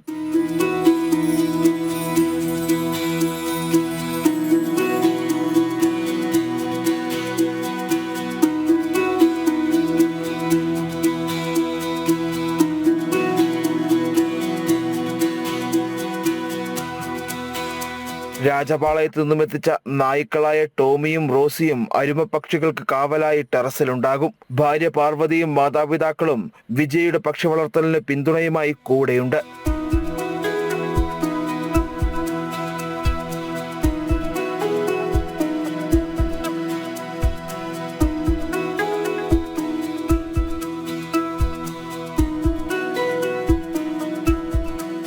ജനം, ഇടുക്കി. വിജയുടെ വിജയ് കഥകളാണ് അല്ലേ? അപ്പോൾ നമുക്കിനി ഒരു ബാങ്ക് കവർച്ചയുടെ പ്രധാനപ്പെട്ട ഒരു വാർത്തയുണ്ട്. ചാലക്കുടി പോട്ട ഫെഡറൽ ബാങ്ക് കവർച്ച കേസ് അന്വേഷണത്തിനായി പ്രത്യേക സംഘത്തെ നിയോഗിച്ചു. ചാലക്കുടി DYSP K സുമേഷാണ് അന്വേഷണത്തിന് നേതൃത്വം നൽകുന്നത്. അന്വേഷണം കൂടുതലിടത്തേക്ക് വ്യാപിപ്പിച്ചിരിക്കുന്നു. പ്രതി സംസ്ഥാനം വിട്ടിട്ടുണ്ടോ എന്ന് സംശയമുള്ളതിനാൽ കേരളത്തിന് പുറത്തേക്കും അന്വേഷണം നടക്കുകയാണ്. വിവരങ്ങളുമായി രേഷ്മ ബാബു ചേരുന്നു. രേഷ്മ, ഇന്നലെ പട്ടാപ്പകലാണ് ചാലക്കുടിക്ക് സമീപം പോട്ടയിൽ ഫെഡറൽ ബാങ്കിൻ്റെ ബ്രാഞ്ച് ഓഫീസിൽ കത്ത് ചൂണ്ടി 15 ലക്ഷത്തോളം രൂപ പട്ടാപ്പകൽ കവർന്നു പോകുന്നത്. ഈ പ്രതി കേരളം വിട്ടിട്ടുണ്ടോ എന്നുള്ള സംശയമുണ്ട്. പിന്നെ പ്രതി ഹിന്ദി സംസാരിച്ച് അന്വേഷണ സംഘത്തെ അവരെ പിന്നെ അന്വേഷണം വഴിതിരിച്ചു വിടാനുള്ള ശ്രമം നടക്കുന്നു എന്നുള്ളതും റേഞ്ച് DIG കഴിഞ്ഞ ദിവസം പറഞ്ഞതാണ്. ഇപ്പോൾ അന്വേഷണം ഏത് ഘട്ടത്തിലാണ്? എന്താണ് അന്വേഷണ സംഘത്തിൽ നിന്ന് ലഭിക്കുന്ന വിവരം? രേഷ്മ ബാബു. വിനോദ്, ഈ പോട്ട ഫെഡറൽ ബാങ്ക് കവർച്ച കേസിൽ അന്വേഷണത്തിന് വേണ്ടിയിട്ട് പ്രത്യേക സംഘത്തെ നിലവിൽ നിയോഗിച്ചിരിക്കുകയാണ്. ചാലക്കുടി DYSP ആയിട്ടുള്ള K സുമേഷാണ് നിലവിൽ ഈ അന്വേഷണത്തിന് മേൽനോട്ടം അല്ലെങ്കിൽ നേതൃത്വം വഹിക്കുന്നത്. തൃശൂർ റൂറൽ SP ആയിട്ടുള്ള V കൃഷ്ണകുമാർ അന്വേഷണത്തിന് മേൽനോട്ടം വഹിക്കുകയും ചെയ്യുന്നുണ്ട്. പ്രധാനമായിട്ടും സംസ്ഥാനത്തിന് പുറത്തേക്കാണ് അന്വേഷണം കേന്ദ്രീകരിച്ചിരിക്കുന്നത്. അതായത് പ്രതി സംസ്ഥാനം വിട്ടോ എന്നുള്ള ഒരു സംശയം നിലവിൽ പോലീസിനുണ്ട്. ഇതിന്റെ അടിസ്ഥാനത്തിൽ പുറത്തേക്ക് അന്വേഷണം വ്യാപിപ്പിക്കാനായിട്ടുള്ള ഒരു നീക്കത്തിലേക്ക് അന്വേഷണ സംഘം കടന്നിരിക്കുന്നത്. മാത്രമല്ല, പ്രതിക്ക് വേണ്ടിയിട്ട് കൂടുതൽ ഇടങ്ങളിൽ തിരച്ചിൽ ആരംഭിച്ചിട്ടുണ്ട്. പ്രത്യേകിച്ച് റെയിൽവേ സ്റ്റേഷനുകൾ കേന്ദ്രീകരിച്ചും ദേശീയപാത കേന്ദ്രീകരിച്ചും അതോടൊപ്പം തന്നെ ബസ് സ്റ്റാൻഡുകൾ കേന്ദ്രീകരിച്ചും തന്നെയാണ് അന്വേഷണം പുരോഗമിക്കുന്നത്. അതോടൊപ്പം തന്നെ ഏറ്റവും പ്രധാനമായിട്ടും പോലീസ് സംശയിക്കുന്നത് പ്രതിക്ക് മറ്റാരുടെയെങ്കിലും സഹായം ലഭിച്ചിട്ടുണ്ടോ എന്നതടക്കമുള്ള കാര്യങ്ങളും കൂടിയാണ്. എന്തായാലും പ്രത്യേക സംഘത്തെ നിയോഗിച്ചുകൊണ്ട് ഒരു വിപുലമായിട്ടുള്ള അന്വേഷണത്തിന് തന്നെയാണ് നിലവിൽ തുടക്കം കുറിച്ചിരിക്കുന്നത്. സംസ്ഥാനം വിട്ടുപോയിട്ടുണ്ടോ പ്രതി എന്നുള്ളൊരു സംശയത്തിന്റെ അടിസ്ഥാനത്തിൽ പുറത്തേക്കും അന്വേഷണം വ്യാപിപ്പിക്കും. എന്തായാലും കഴിഞ്ഞ ദിവസം ഉച്ചയ്ക്ക് 2:30 പോട്ട ഫെഡറൽ ബാങ്ക് ശാഖയിൽ ഇത്തരം ഒരു കവർച്ച ഉണ്ടായത്. കയ്യുറയും ജാക്കറ്റും ഹെൽമറ്റും ധരിച്ചെത്തിയ പ്രതി പൊടുന്നനെ പെട്ടെന്ന് തന്നെ ഈ ശാഖയിലേക്ക്, അതായത് ബാങ്ക് ഓഫീസിലേക്ക് ഇരച്ചു കയറുകയായിരുന്നു. അവിടെ ആ സമയത്ത് ഭക്ഷണത്തിന്റെ ഇടവേളയായിരുന്നു. അതുകൊണ്ട് തന്നെ ബാങ്ക് മാനേജർ ഉൾപ്പെടെ 2 പേർ മാത്രമായിരുന്നു ആ ബ്രാഞ്ചിൽ ഉണ്ടായിരുന്നത്. അതിന് തൊട്ട് അപ്പുറത്തെ ഭക്ഷണം കഴിക്കുന്ന മുറിയിലായിരുന്നു മറ്റുള്ള ജീവനക്കാരൊക്കെ തന്നെ ഉണ്ടായിരുന്നത്. അതുകൊണ്ട് തന്നെ ഈ 2 പേരെ, മാനേജർ ഉൾപ്പെടുന്ന 2 പേരെയും കത്തികാട്ടി തൊട്ടപ്പുറത്തെ ഭക്ഷണം കഴിക്കുന്ന മുറിയിലേക്ക് ഈ മോഷ്ടാവ് കൊണ്ടുപോയതിനു ശേഷം വാതിൽ പൂട്ടുകയായിരുന്നു പുറത്തു നിന്ന്. അതിനുശേഷം നേരെ കൗണ്ടറിലേക്ക് എത്തിയ മോഷ്ടാവ് അവിടെ ക്യാഷ് കൗണ്ടർ തകർത്തുകൊണ്ടാണ് 15 ലക്ഷത്തോളം രൂപ കവർന്നത്. 5 ലക്ഷത്തിന്റെ 3 കെട്ടുകളാണ് കവർന്നിട്ടുള്ളത്. 45 ലക്ഷത്തോളം രൂപ ഈ ക്യാഷ് കൗണ്ടറിൽ ഉണ്ടായിരുന്നു. പക്ഷെ 15 ലക്ഷം മാത്രമാണ് എടുത്തിട്ടുള്ളത്. എന്തായാലും അതിനുശേഷം പിന്നീട് പ്രതി പോയിട്ടുള്ളത് എറണാകുളം ഭാഗത്തേക്കാണ് എന്നുള്ളൊരു സൂചന നിലവിൽ പോലീസിന് ലഭിച്ചിട്ടുണ്ട്. അതുകൊണ്ട് റെയിൽവേ സ്റ്റേഷൻ കേന്ദ്രീകരിച്ചുകൊണ്ടും പ്രദേശത്തെ CCTV കേന്ദ്രീകരിച്ചുകൊണ്ടുള്ള ഒരു അന്വേഷണത്തിലേക്കാണ് പ്രത്യേക സംഘം കടക്കുക. നേരത്തെ തന്നെ ഈ ബ്രാഞ്ചിലെത്തി തൃശൂർ റൂറൽ SP ആയിട്ടുള്ള കൃഷ്ണകുമാറിന്റെ നേതൃത്വത്തിലുള്ള സംഘം CCTVയും മറ്റ് കാര്യങ്ങളും ഒക്കെ തന്നെ തെളിവുകളും ശേഖരിച്ചിരുന്നു. ഡോഗ് സ്ക്വാഡ് അടക്കം വിരലടയാള വിദഗ്ധരടക്കം സ്ഥലത്തെത്തി തെളിവുകൾ ശേഖരിച്ചിട്ടുണ്ട്. എന്നാലും പ്രതിക്ക് മറ്റുള്ളവരുടെ സഹായം ലഭിച്ചിട്ടുണ്ടോ എന്നതടക്കമുള്ള വിഷയങ്ങൾ വിശദമായിട്ട് തന്നെ പരിശോധിക്കേണ്ടതുണ്ട്. എന്തായാലും സംസ്ഥാനം വിട്ടുപോയിട്ടുണ്ടെങ്കിൽ അത് കേന്ദ്രീകരിച്ചു, അതായത് അന്വേഷണം സംസ്ഥാനത്ത് പുറത്തേക്കും വ്യാപിപ്പിച്ചുകൊണ്ടുള്ള ഒരു അന്വേഷണത്തിലേക്കായിരിക്കും സംഘം കടക്കുക. എന്തായാലും പ്രത്യേക സംഘം നിയോഗിച്ചുകൊണ്ട് ഉടനടി പ്രതിയെ പിടികൂടുക എന്നുള്ളൊരു ലക്ഷ്യമാണ് അന്വേഷണ സംഘത്തിനുള്ളത്. DYSP K സുമേഷിന്റെ നേതൃത്വത്തിലുള്ള സംഘമാണ് അന്വേഷണം നടത്തുക. അതിനോടൊപ്പം തന്നെ മേൽനോട്ടം വഹിക്കുന്നത് തൃശൂർ റൂറൽ SP ആണ്. എന്തായാലും റെയിൽവേ സ്റ്റേഷൻ കേന്ദ്രീകരിച്ചുകൊണ്ടും ബസ് സ്റ്റാൻഡുകൾ കേന്ദ്രീകരിച്ചുകൊണ്ടുമുള്ള ഒരു അന്വേഷണത്തിലേക്കാണ് പോലീസ് കടക്കുക. അതെ, പ്രത്യേക അന്വേഷണ സംഘത്തെ തന്നെ നിയോഗിച്ചിരിക്കുന്നു. പ്രതി കേരളം വിട്ടോ എന്നുള്ളതും സംശയമുണ്ട്. നമ്മുടെ പ്രേക്ഷകർ ഉഷാ നെല്ലൂരൊക്കെ പറയുന്നത് എല്ലാ പ്രതികളും കേരളത്തിൽ സുരക്ഷിതരാണ് എന്നുള്ള കാര്യമാണ് പറയുന്നത്. നേരത്തെ നമ്മൾ പറഞ്ഞ ആന ഇടഞ്ഞ അല്ലെങ്കിൽ ആ വിഷയവുമായി ബന്ധപ്പെട്ട വാർത്തയിലേക്ക് നമുക്ക് വരണം. അവിടെ പ്രകാശൻ വേൽക്കുട്ടി പറയുന്ന ഒരു പ്രധാനപ്പെട്ട കാര്യം, ഈ കേരളത്തിൽ സ്ഥിരം വാഹനാപകടങ്ങൾ നടക്കുന്നുണ്ട്, അതുകൊണ്ട് വാഹനയാത്ര നിരോധിക്കുന്നുണ്ടോ എന്നുള്ള കാര്യങ്ങൾ ചോദിക്കുന്നുണ്ട്. പ്രസക്തമായ ഒരു ചോദ്യം. എന്തായാലും നമുക്ക് ആന വിരണ്ടോടിയ വാർത്തയിലേക്ക് തന്നെ വീണ്ടും പോകാം.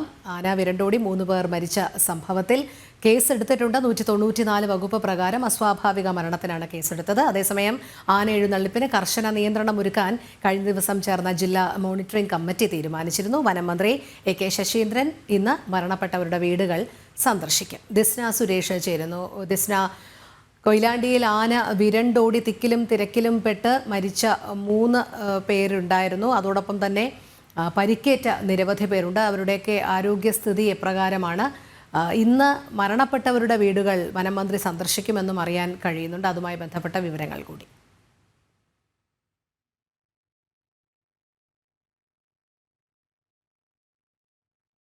മരണപ്പെട്ടവരുടെ വീടുകൾ വനമന്ത്രി AK ശശീന്ദ്രൻ അല്പസമയത്തിനകം സന്ദർശിക്കുമെന്നൊരു വിവരം തന്നെയാണ് നമുക്ക് ലഭ്യമായിട്ടുള്ളത്. പ്രധാനമായും ഈ ക്ഷേത്രത്തിലെ ഉത്സവവുമായി ബന്ധപ്പെട്ട് ADM സമർപ്പിച്ച റിപ്പോർട്ടിൽ പറയുന്നത് വെടിക്കെട്ട്, അതായത് അനുവദനീയമല്ലാത്ത രീതിയിൽ വെടിക്കെട്ട് നടത്തി അത് ആനയിടയുന്നതിന് കാരണമായി എന്നൊരു റിപ്പോർട്ടാണ് നൽകിയിരിക്കുന്നത്. പ്രാഥമിക പോസ്റ്റ്മോർട്ടം റിപ്പോർട്ടിന്റെ നിഗമനം എന്ന് പറയുന്നത് ഈ ആന ഇടഞ്ഞല്ല, അതായത് ഈ ആന കുത്തിയോ മറ്റ് ചവിട്ടി പരിക്കേൽപ്പിച്ചോ അല്ല മരണകാരണം ഉണ്ടായിരിക്കുന്നത്. പകരം ഈ കെട്ടിടത്തിന്റെ അവശിഷ്ടങ്ങൾ ഈ മരിച്ചവരുടെ ദേഹത്ത് ചതവും മുറിവുകളും ഒക്കെ തന്നെയും ഉണ്ടാക്കിയിരുന്നു. അതാണ് മരണത്തിന് ഇടയാക്കിയത് എന്നൊരു പ്രാഥമിക നിഗമനത്തിലാണ് മെഡിക്കൽ കോളേജ് അധികൃതർ എത്തിയിട്ടുള്ളത്. അത് പ്രാഥമിക നിഗമനം മാത്രമാണ്. പോസ്റ്റ്മോർട്ടം റിപ്പോർട്ടിന്റെ പൂർണ്ണ രൂപത്തിൽ വ്യക്തത വരാനുണ്ട്.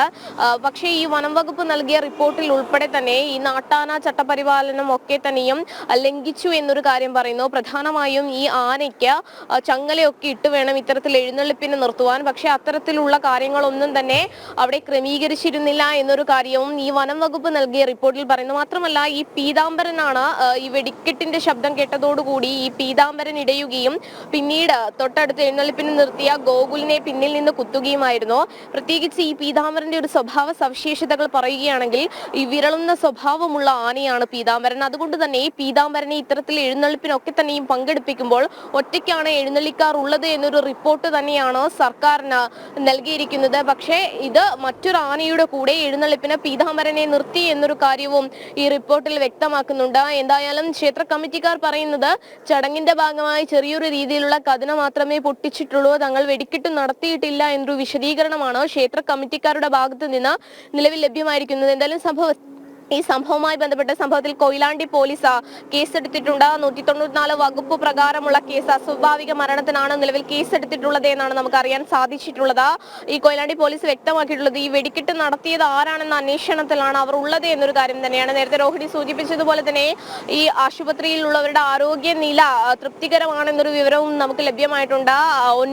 12 പേരോളം മെഡിക്കൽ കോളേജിൽ അന്ന് ആശുപത്രിയിൽ അഡ്മിറ്റ് ആയിരുന്നു. അതിൽ 2 പേർ സുഖം പ്രാപിച്ച് ഡിസ്ചാർജ് ആയി എന്നൊരു വിവരവും നമുക്ക് നിലവിൽ ലഭ്യമായിട്ടുണ്ട്. എന്തായാലും പല വാദഗതികൾ ഈ സംഭവവുമായി ബന്ധപ്പെട്ട് ഉയർന്നു വരുന്നു.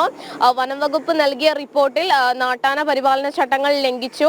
അതോടൊപ്പം തന്നെ ADM നൽകിയ റിപ്പോർട്ടിലും ഇത്തരത്തിൽ വെടിക്കെട്ട് ആന ഇടയുന്നതിന് കാരണമായി എന്നൊരു കാര്യം പറയുന്നു. പ്രധാനമായും ഈ പോസ്റ്റ്മോർട്ടം റിപ്പോർട്ട് ലഭ്യമാവാനുണ്ട്. ഇതിന്റെയൊക്കെ അടിസ്ഥാനത്തിലാണ് എന്താണ് ഇത്തരത്തിൽ ഈ ആന ഇടയാനുണ്ടായ സാഹചര്യം എന്ന് നമുക്ക് വ്യക്തമാക്കാൻ കഴിയുള്ളൂ. പക്ഷേ ഒരാഴ്ചക്കാലത്തോളം കോഴിക്കോട് ജില്ലയിൽ ക്ഷേത്ര ഉത്സവത്തിന് ആന എഴുന്നള്ളിപ്പിന് നിയന്ത്രണം ഏർപ്പെടുത്തിയിട്ടുണ്ട്. മോണിറ്ററിംഗ് കമ്മിറ്റിയുടെ തീരുമാനപ്രകാരമാണ് ഇത്തരത്തിലുള്ള ഒരു നിയന്ത്രണവും ഏർപ്പെടുത്തിയിട്ടുള്ളത്. എന്തായാലും വലിയൊരു ഉത്സവമായിരുന്നു. ആ ഉത്സവം ഇത്തരത്തിൽ ദുരന്തത്തിൽ അവസാനിച്ചതിന്റെ നടുക്കത്തിൽ തന്നെയാണ് മണക്കുളങ്ങര ദേശവാസികൾ. രോഹിണി, സ്ഥലവാസികൾ വലിയ ആശങ്കയിൽ തന്നെയാണ്. എന്തായാലും സമീപ പ്രദേശങ്ങളിലെ എഴുന്നള്ളിപ്പുകൾക്കൊക്കെ നിയന്ത്രണം വന്നിട്ടുണ്ട്. അത് എന്തായാലും ഇക്കാര്യത്തിൽ കൃത്യമായ അന്വേഷണവും ആരംഭിച്ചിട്ടുണ്ട്. വനമന്ത്രി ഇന്ന് സംഭവസ്ഥലത്ത് എത്തുന്നു. വിവരങ്ങൾ നൽകുകയായിരുന്നു ദിസ്ന. വളരെ പ്രധാനപ്പെട്ട വാർത്തയാണ് ഇനി വരുന്നത്. പാതിവില തട്ടിപ്പ് കേസിൽ മന്ത്രി K കൃഷ്ണൻകുട്ടിയുടെ ഓഫീസ് കേന്ദ്രീകരിച്ചും തട്ടിപ്പ്. മന്ത്രിയുടെ ഓഫീസിൽ നിന്നും പണം വാങ്ങിയെന്ന പരാതിയുമായി ചിറ്റൂർ മണ്ഡലത്തിലെ വീട്ടമ്മമാരാണ് രംഗത്തെത്തിയത്. സംഭവത്തിൽ മന്ത്രിയുടെ PAയ്ക്കും പങ്കുള്ളതായി ആരോപണമുയരുന്നുണ്ട്. ജനം എക്സ്ക്ലൂസീവ്. പാതിവില തട്ടിപ്പിൽ പാലക്കാട് നല്ലേപ്പിള്ളിയിലും നിരവധി ആളുകൾക്കാണ് പണം നഷ്ടമായിരിക്കുന്നത്. ജനതാദളിൻ്റെ പഞ്ചായത്ത് അംഗത്തിൻ്റെ നേതൃത്വത്തിലാണ് ഇവിടെ തട്ടിപ്പ് നടന്നിരിക്കുന്നത്. മന്ത്രി കെ കൃഷ്ണൻകുട്ടിയുടെ ഓഫീസിൽ വെച്ചാണ് പണം നൽകിയത് എന്നുള്ളതാണ് ഈ നല്ലേപ്പിള്ളിയിലെ നിരവധി ആളുകൾ പറയുന്നത്. ഈ പണം നഷ്ടമായ സ്ത്രീകൾ ചേരുന്നുണ്ട്. എന്താണ് സംഭവിച്ചത്? മന്ത്രി ഓഫീസിൽ ഞങ്ങളെ വിളിച്ചിട്ട് ഇന്ന പോലെ ഒരു പദ്ധതിയുണ്ട്, നിങ്ങൾ ചേരുകയും പറഞ്ഞു. 320 റുപ്യ ആദ്യം കെട്ടിയിട്ട് ചേരാൻ പറഞ്ഞു. അപ്പോൾ അത് കെട്ടിയ എല്ലാം ഇപ്പോൾ ആദ്യം സ്കൂട്ടി കൊടുക്കുന്നുണ്ട്, പിന്നെ ലാപ്ടോപ്പ്, തയ്യൽ മെഷീന്, ഗ്രൈൻഡർ, പിന്നെ ഫ്രിഡ്ജ്, വാഷിംഗ് മെഷീന്, സകല സാധനങ്ങളും 20,000 റുപ്യൻ്റെ വിലയാണെങ്കിൽ നിങ്ങൾക്ക് 10,000 കൊടുത്താൽ മതി. അപ്പോൾ അതേപോലെ ഓരോ വണ്ടിൻ്റെ ഞങ്ങൾ 60,000 കൊടുത്തു. അങ്ങനെ കൊടുത്തപ്പോൾ അവർ എല്ലാം കൂടി ചെയ്തു തരാമെന്ന് പറഞ്ഞത്. ഞങ്ങൾ മന്ത്രി ഓഫീസ് പറഞ്ഞപ്പോൾ ഞങ്ങൾ വിശ്വസിച്ച് പോയി.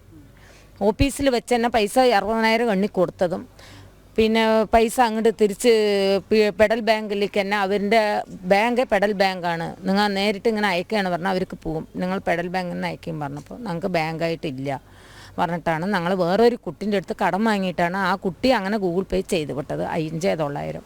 ഞാൻ മന്ത്രിൻ്റെ ഓഫീസിൽ വെച്ചാണ് 60,000 കൊടുത്തത്. കൊടുത്ത റെസിപ്റ്റ് പ്രീതി മെമ്പർ ഒപ്പിട്ടത് എല്ലാം ഞങ്ങളുടെ കയ്യിലുണ്ട്. അവരില്ല എന്ന് പറയാൻ പറ്റില്ല. ഞങ്ങളുടെ കയ്യിൽ അവർ ഒപ്പിട്ട് തന്നത് അവൻ്റെ കൈരേഖ ഞങ്ങളുടെ കയ്യിലുണ്ടല്ലോ.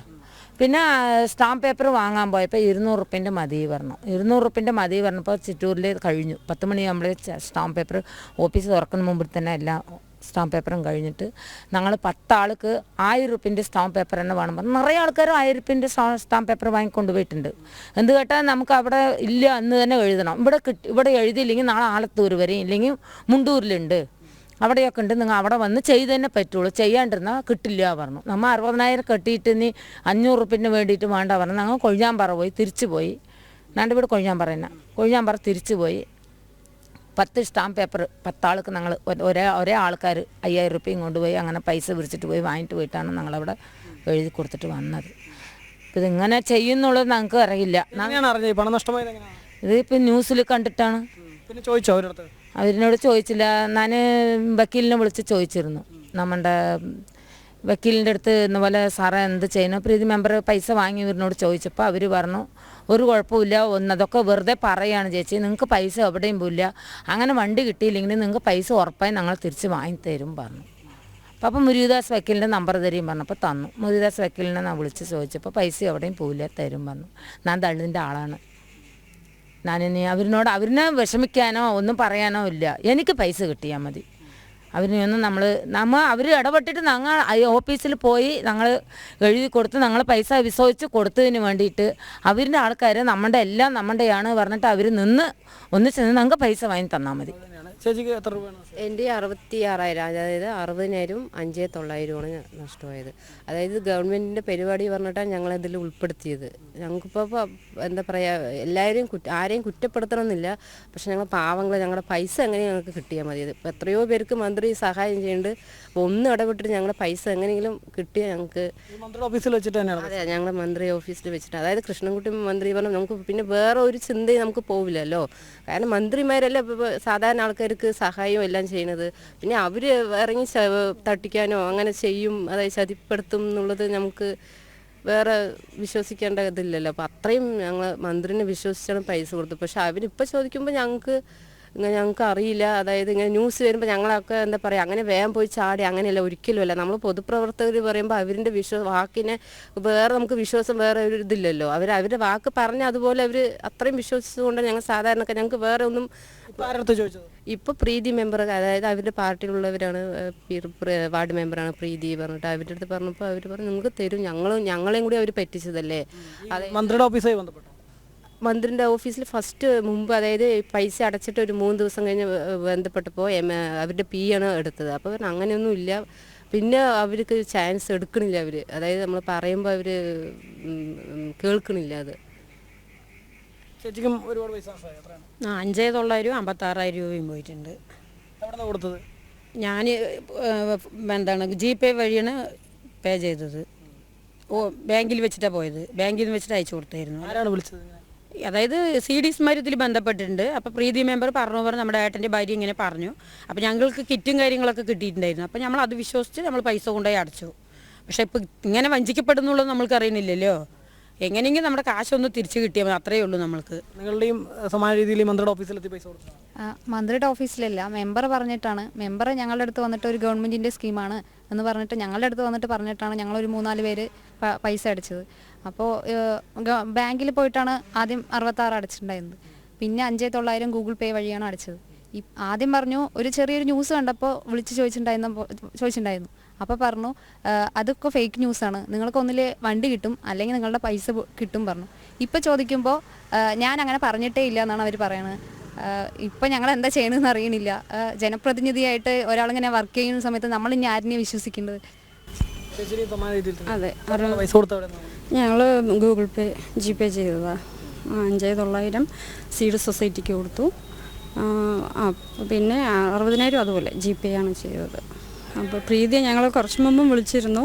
അപ്പോൾ അവർ ഞങ്ങൾ എന്ത് ചെയ്യാനാണ്, അവരുടെ അക്കൗണ്ടൊക്കെ ഫ്രീസ് ചെയ്തിരിക്കില്ലേ, ഞങ്ങളും അതുപോലെ തന്നെയാണ്, നിങ്ങൾക്കറിയുന്ന കാര്യങ്ങളെ എനിക്കും അറിയുള്ളൂ എന്നൊക്കെ പറയുന്നുണ്ടായിരുന്നു.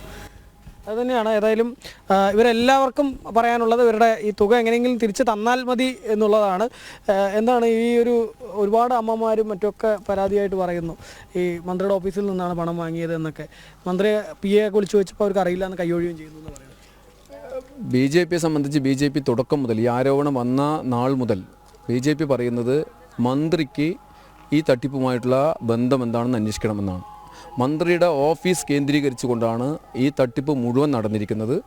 മന്ത്രിയുടെ PA പ്രേമന് ഈ തട്ടിപ്പിൽ ബന്ധമുണ്ട്. അതിൽ 1-ാം പ്രതിയുമായിട്ട് അദ്ദേഹത്തിലുള്ള ബന്ധവും ആ ബന്ധത്തിൻ്റെ അടിസ്ഥാനത്തിലാണ് ഈ മേഖലയിൽ ഈ തട്ടിപ്പ് നടത്തിയിരിക്കുന്നത്. ഇതിന് കൃത്യമായി മന്ത്രിയുടെ ഓഫീസ് കേന്ദ്രീകരിച്ച് തന്നെ അന്വേഷണം നടത്തണം എന്നാണ് BJPക്ക് ആവശ്യപ്പെടാനുള്ളത്. ഏകദേശം എത്ര പേര് പറ്റിക്കപ്പെട്ടിട്ടുണ്ട്? ഏകദേശം ചിറ്റൂർ മേഖലയിൽ 400ഓളം പേരാണ് പറ്റിക്കപ്പെട്ടതായിട്ട് നമ്മൾ അറിയുന്നത്. ഇപ്പോൾ ഈ പഞ്ചായത്തിൽ മാത്രം 40 പേരിലധികം പറ്റിക്കപ്പെട്ടിട്ടുണ്ട്. അത് സാധാരണ അതായത് ഇവരെ ഭീഷണിപ്പെടുത്തിക്കൊണ്ടിരിക്കുന്നുണ്ട്. പല ആളുകളെയും ഈ പണം നിങ്ങളിത് മാധ്യമങ്ങൾക്ക് മുന്നിൽ വന്നു കഴിഞ്ഞാൽ നിങ്ങൾക്ക് അതിൻ്റേതായിട്ടുള്ള ബുദ്ധിമുട്ടുകൾ ഉണ്ടാവും എന്ന് ഭീഷണിപ്പെടുത്തിക്കൊണ്ടിരിക്കുന്നുണ്ട്.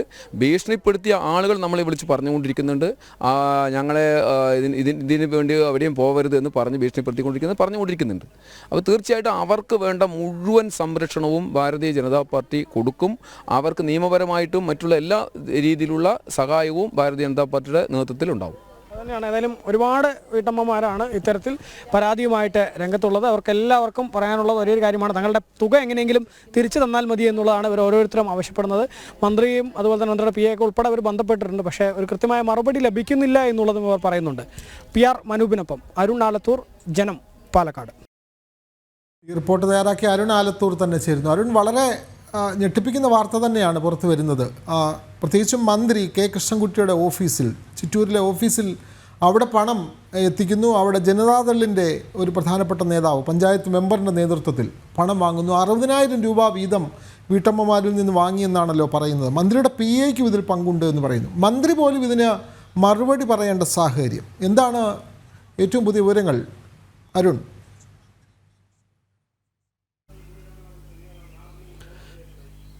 വിനോദ്, സംസ്ഥാനത്ത് ആദ്യമായി ഈ പാതിവില തട്ടിപ്പുമായി ബന്ധപ്പെട്ട ഒരു മന്ത്രിയുടെ ഓഫീസിന് എതിരെ കൂടി ആരോപണം ഉയരുകയാണ്. മന്ത്രിയുടെ ഓഫീസ് കേന്ദ്രീകരിച്ച്, അതായത് മന്ത്രി K കൃഷ്ണൻകുട്ടിയുടെ ഓഫീസ് കേന്ദ്രീകരിച്ച് തട്ടിപ്പ് നടന്നു എന്നുള്ളതാണ് പരാതിക്കാരായ വീട്ടമ്മമാർ പറയുന്നത്. ഈ ചിറ്റൂരിലുള്ള മന്ത്രിയുടെ ഓഫീസിലെത്തിയാണ് തങ്ങൾ ഈ പാതി വിലയ്ക്ക് വാഹനം ലഭിക്കുമെന്ന് വിശ്വസിച്ചുകൊണ്ട് തുക കൈമാറിയത് എന്നുള്ളതാണ്. പ്രത്യേകിച്ചും ഇത് ഇവരിൽ നിന്നൊക്കെ തുക വാങ്ങിയത് ഒരു സർക്കാർ പദ്ധതിയാണ് എന്ന് പറഞ്ഞുകൊണ്ടാണ് ഈ വീട്ടമ്മമാരിൽ നിന്നും പണം വാങ്ങിയിരിക്കുന്നത്.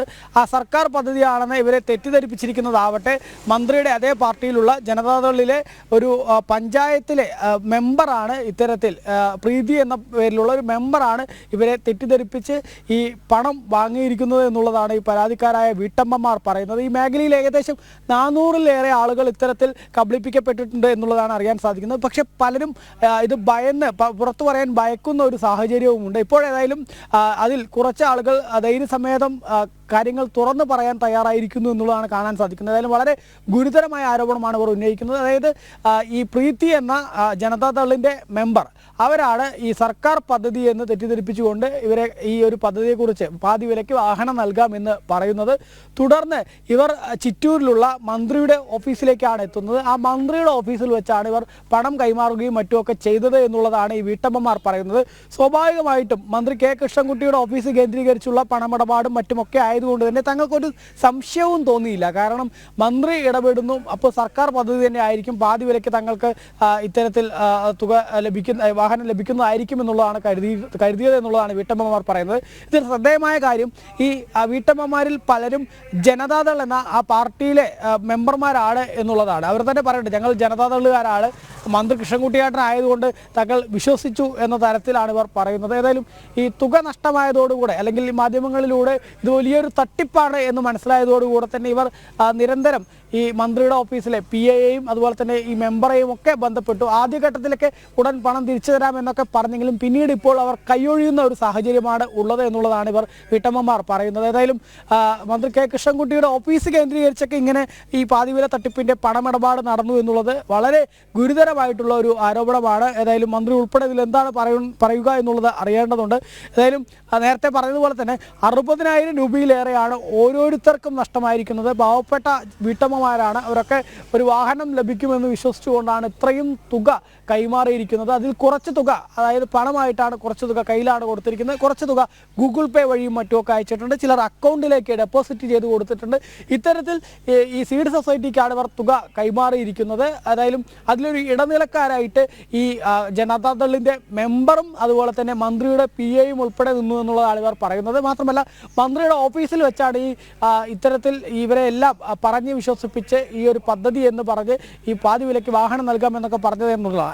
ഈ പറയുന്ന പരാതിയുമായിട്ട് രംഗത്ത് വന്നിരിക്കുന്ന വീട്ടമ്മമാരാരും തന്നെ അവരെ ഇങ്ങോട്ട് സമീപിച്ചതല്ല, അവരങ്ങോട്ട് പോയി ഇത്തരത്തിൽ പാതി വിലയ്ക്ക് വാഹനം കിട്ടുമോ എന്ന് ചോദിച്ചതല്ല, അവരോട് ഇങ്ങോട്ടായി വന്ന് പറഞ്ഞതാണെന്നാണ് പറയുന്നത്. അതായത് സർക്കാരിൻ്റെ ഒരു പദ്ധതി ഇത്തരത്തിലുണ്ട്, പാതി വിലയ്ക്ക് വാഹനം കിട്ടുമെന്ന് ഈ മെമ്പർ വന്ന് തങ്ങളോടൊക്കെ പറയുകയാണ് ചെയ്തത്.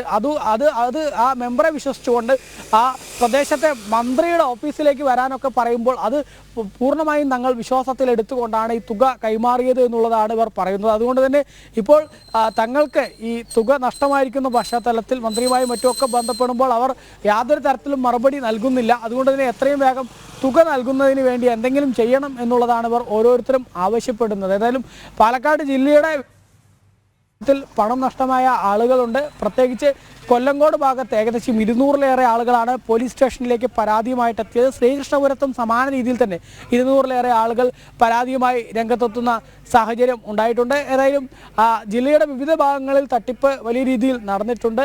അതിൽ തന്നെ ഈ ചിറ്റൂർ മേഖലയിൽ മന്ത്രിയുടെ ഓഫീസ് കേന്ദ്രീകരിച്ചാണ് ഈ തട്ടിപ്പ് നടന്നിരിക്കുന്നത് എന്നുള്ളതാണ് വളരെ ഗുരുതരമായിട്ടുള്ള ആരോപണം. അരുണ്, ഇവരാരെങ്കിലും പോലീസിൽ പരാതി നൽകിയിട്ടുണ്ടോ? അതേപോലെ ഈ പഞ്ചായത്ത് മെമ്പർക്കെതിരെ സ്വാഭാവികമായും കേസ് അത്തരത്തിൽ പരാതി നൽകിയാൽ കേസെടുക്കുമെന്നുള്ള കാര്യം ഉറപ്പല്ലേ? കാരണം മന്ത്രിയുടെ ഓഫീസിൽ പണം വാങ്ങുന്നു എന്നുള്ള കാര്യം. അതുമാത്രമല്ല, മന്ത്രിയുടെ ഓഫീസിനെതിരെ മറ്റ് പ്രതിപക്ഷ പാർട്ടികളുടെ സമരപരിപാടികളും അതും കൂടി. അരുൺ,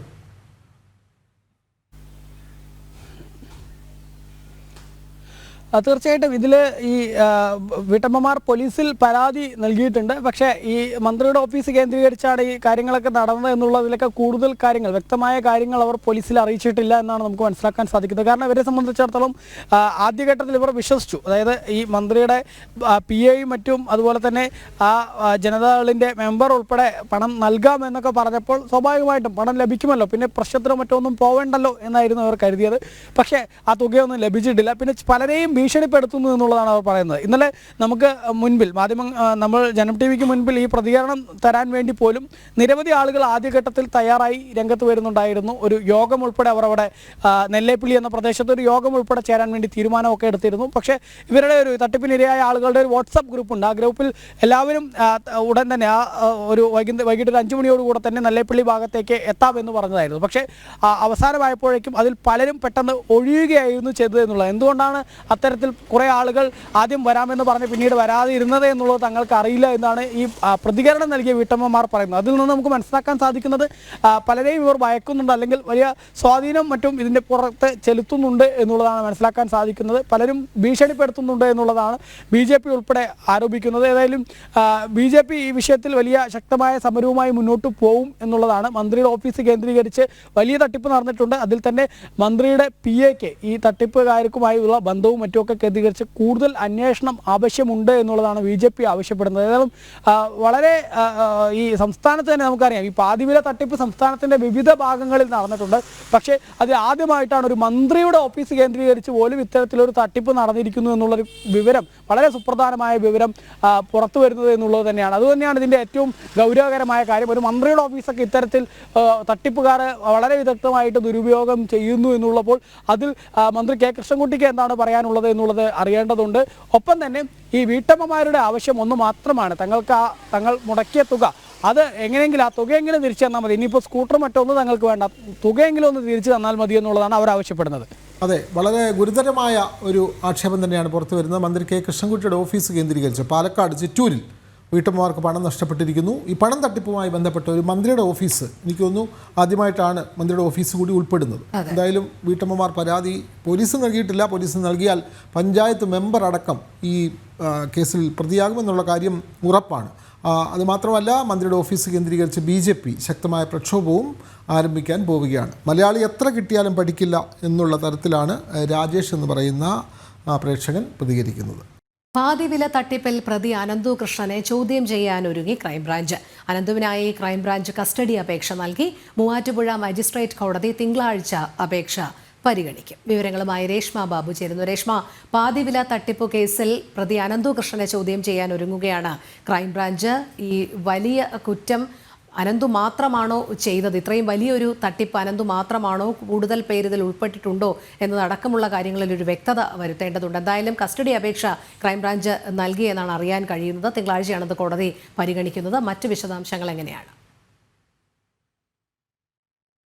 രോഹിണി, പാതിവില തട്ടിപ്പ് കേസിൽ മുഖ്യപ്രതിയായിട്ടുള്ള അനന്തു കൃഷ്ണനെ കസ്റ്റഡിയിൽ വാങ്ങി ചോദ്യം ചെയ്യാൻ ഒരുങ്ങുകയാണ് ക്രൈംബ്രാഞ്ച്. അത് സംബന്ധിച്ചുള്ള കാര്യങ്ങളിൽ കഴിഞ്ഞ ദിവസം തന്നെ ഈ രേഖകളടക്കം പൂർത്തീകരിച്ചിരുന്നു. അതായത് മൂവാറ്റുപുഴ മജിസ്ട്രേറ്റ് കോടതിയിൽ കസ്റ്റഡി അപേക്ഷ നിലവിൽ നൽകിയിട്ടുണ്ട്. തിങ്കളാഴ്ചയായിരിക്കും കോടതി ഈ പ്രസ്തുത കസ്റ്റഡി അപേക്ഷ പരിഗണിക്കുക. ഒരാഴ്ചത്തേക്ക് അനന്തുവിനെ കസ്റ്റഡിയിൽ വേണമെന്നുള്ള ഒരു ആവശ്യം തന്നെയാണ് ക്രൈംബ്രാഞ്ച് സംഘം അപേക്ഷയിൽ മുന്നോട്ട് വെച്ചിരിക്കുന്നത്. നേരത്തെ തന്നെ ക്രൈംബ്രാഞ്ച് സംഘം ഈ അനന്തു കൃഷ്ണന്റെ വിവിധ സാമ്പത്തികമായിട്ടുള്ള ഇടപാടുകൾ നടന്നിട്ടുള്ള കേന്ദ്രങ്ങളിൽ, അതായത് ഓഫീസുകളിൽ പരിശോധന നടത്തിയിരുന്നു. സാമ്പത്തിക ഇടപാടുകൾ സംബന്ധിച്ചുള്ള രേഖകളടക്കം അവിടെ നിന്നും കണ്ടെടുക്കുകയും ചെയ്തിരുന്നു. ഇതടക്കമുള്ള കാര്യങ്ങളിൽ കൂടുതൽ വ്യക്തത വരുത്തുന്നതിന് വേണ്ടിയിട്ടാണ് അനന്തു കൃഷ്ണനെ കസ്റ്റഡിയിൽ വേണമെന്നുള്ള ഒരു ആവശ്യം ക്രൈംബ്രാഞ്ച് മുന്നോട്ട് വയ്ക്കുന്നത്. അതോടൊപ്പം തന്നെ ചില തെളിവ് ശേഖരണത്തിനും സാധ്യത തേടുകയും ചെയ്യുന്നുണ്ട്. എന്തായാലും ഈ അനന്തു കൃഷ്ണന്റെ കടവന്ത്രയിലെ സോഷ്യൽ ബി വെഞ്ചേഴ്സ് എന്ന സ്ഥാപനം, സാമ്പത്തിക ഇടപാട് നടത്തിയ സ്ഥാപനം കേന്ദ്രീകരിച്ചുകൊണ്ട് തന്നെയാണ് ഈ തട്ടിപ്പ് നടത്തിയത് എന്നുള്ളതാണ് നിലവിൽ ക്രൈംബ്രാഞ്ചിന്റെ കണ്ടെത്തൽ. ഈ വുമൺ ഓൺ റീൽസ് എന്ന പദ്ധതി, അതായത് തട്ടിപ്പ് പദ്ധതിക്ക് വേണ്ടിയിട്ടാണ് അനന്തു കൃഷ്ണൻ ഇത്തരത്തിൽ സോഷ്യൽ ബി വെഞ്ചേഴ്സ് എന്ന സ്ഥാപനം അത് നടത്തിയത്, അത് ആരംഭിച്ചതും അതിനു വേണ്ടിയിട്ടാണ്. ഇത് സംബന്ധിച്ചുള്ള രേഖകളടക്കം നിലവിൽ ക്രൈംബ്രാഞ്ചിന് ലഭിക്കുകയും ചെയ്തിട്ടുണ്ട്. എന്തായാലും സാമ്പത്തിക ഇടപാടുകൾ കേന്ദ്രീകരിച്ചുള്ള അന്വേഷണത്തിലേക്കും ഏത് വിധത്തിലാണ് അനന്തു കൃഷ്ണൻ ഈ തട്ടിപ്പ് നടത്തിയത്, അതിന്റെ വ്യാപ്തി എത്രത്തോളം ഉണ്ട് തുടങ്ങിയ കാര്യങ്ങളിലേക്കും തന്നെയാണ് നിലവിൽ ഈ ക്രൈംബ്രാഞ്ചിന്റെ അന്വേഷണം നീങ്ങുന്നത്. അതോടൊപ്പം തന്നെ മറ്റാരുടെയെങ്കിലും സഹായം അനന്തു കൃഷ്ണന് ഉണ്ടായിട്ടുണ്ട് എന്നതിലടക്കം വിശദമായിട്ടുള്ള ഒരു അന്വേഷണത്തിലേക്കും അന്വേഷണ സംഘം കടക്കുകയും ചെയ്യുന്നുണ്ട്. അതിനിടയിൽ തന്നെ പാതിവില തട്ടിപ്പ് കേസിൽ നിലവിൽ നിരവധി പരാതികൾ കൂടി പല പ്രദേശങ്ങൾ കേന്ദ്രീകരിച്ചും വരികയും ചെയ്യുന്നുണ്ട്. പറവൂരിൽ മാത്രമായിട്ട് 1000-ഓളം FIRകളാണ് നിലവിൽ പോലീസ് രജിസ്റ്റർ ചെയ്തിട്ടുള്ളത്. കഴിഞ്ഞ ദിവസം തന്നെ ഈ പരാതിക്കാരൊക്കെ തന്നെ കൂട്ടമായിട്ട് എത്തി പ്രതിഷേധം സംഘടിപ്പിക്കുന്ന ഒരു സാഹചര്യത്തിലേക്കും എത്തുകയും ചെയ്തിരുന്നു. എന്തായാലും ഈ കേസ് അന്വേഷണം മുറുകുന്നതിനോടൊപ്പം തന്നെയാണ് പരാതിയുടെ പ്രളയവും കൂടുന്നുണ്ട്. FIRകൾ കൂടുതലായിട്ട് രജിസ്റ്റർ ചെയ്തുകൊണ്ടുള്ള ഒരു അന്വേഷണത്തിലേക്കാണ് ക്രൈംബ്രാഞ്ച് കടക്കുന്നത്. എന്തായാലും 7 ദിവസത്തെ കസ്റ്റഡി അപേക്ഷയാണ് നിലവിൽ അനന്തുകൃഷ്ണന് വേണ്ടിയിട്ട് മൂവാറ്റുപുഴ മജിസ്ട്രേറ്റ് കോടതിയിൽ ക്രൈംബ്രാഞ്ച് സംഘം കൊടുത്തിരിക്കുന്നത്. കസ്റ്റഡിയിൽ കിട്ടിയതിനു ശേഷം കൂടുതൽ ചോദ്യം ചെയ്യലുകൾ ഉണ്ടായിരിക്കും, തെളിവ് ശേഖരണം ഉണ്ടായിരിക്കും, സാമ്പത്തിക ഇടപാടുകൾ ഏത് വിധത്തിലാണ് അനന്തകൃഷ്ണൻ കൈകാര്യം ചെയ്തത്, ഇതടക്കമുള്ള കാര്യങ്ങളായിരിക്കും ക്രൈംബ്രാഞ്ച് അന്വേഷണ സംഘം പരിശോധിക്കുക.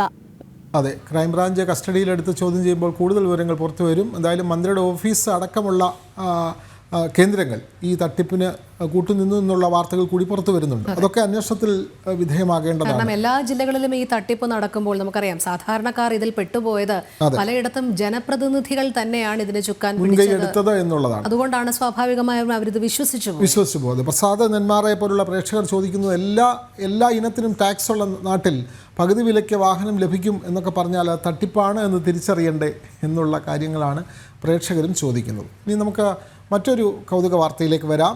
പഴയകാല പാട്ടുപെട്ടികളുടെ ഒരു കാവൽക്കാരനുണ്ട് ഇടുക്കിയിൽ. നെടുങ്കണ്ടം സ്വദേശിയായ വരമ്പകത്ത് KC ചാക്കോയുടെ പാട്ടുപെട്ടി വിശേഷങ്ങളിലേക്കാണ് ഇനി. 1 നൂറ്റാണ്ടിലേറെ പഴക്കമുള്ള ഗ്രാമഫോൺ മുതൽ നിരവധി ഉപകരണങ്ങളാണ് ഇദ്ദേഹത്തിൻ്റെ ശേഖരത്തിലുള്ളത്.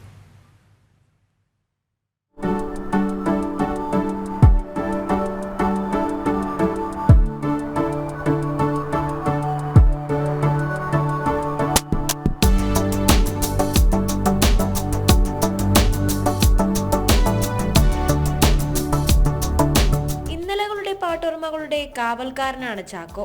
1920 കാലഘട്ടത്തിൽ ഇംഗ്ലണ്ടിൽ നിർമ്മിച്ച ഗ്രാമഫോൺ, 1920-ലെ ഗ്രാമഫോൺ പെട്ടി, വാൽവ്, ട്രാൻസിസ്റ്റർ റേഡിയോകൾ, വിവിധ റെക്കോർഡ് പ്ലെയറുകൾ തുടങ്ങി പാട്ടുപെട്ടികളുടെ വിവിധ കാലഘട്ടങ്ങളെ പ്രതിനിധീകരിക്കുന്ന നിരവധി ഉപകരണങ്ങൾ ഇവിടെയുണ്ട്. ഫിലിപ്സ്, അക്കായി, സിമൻസ് എന്നിങ്ങനെ ജനഹൃദയങ്ങൾ കീഴടക്കിയ മിക്ക കമ്പനികളുടെയും പ്ലെയറുകളുടെ ശേഖരം. മിക്കവയും പതിറ്റാണ്ടുകൾ പഴക്കമുള്ളവയാണെങ്കിലും എല്ലാം പ്രവർത്തന സജ്ജമാണ്.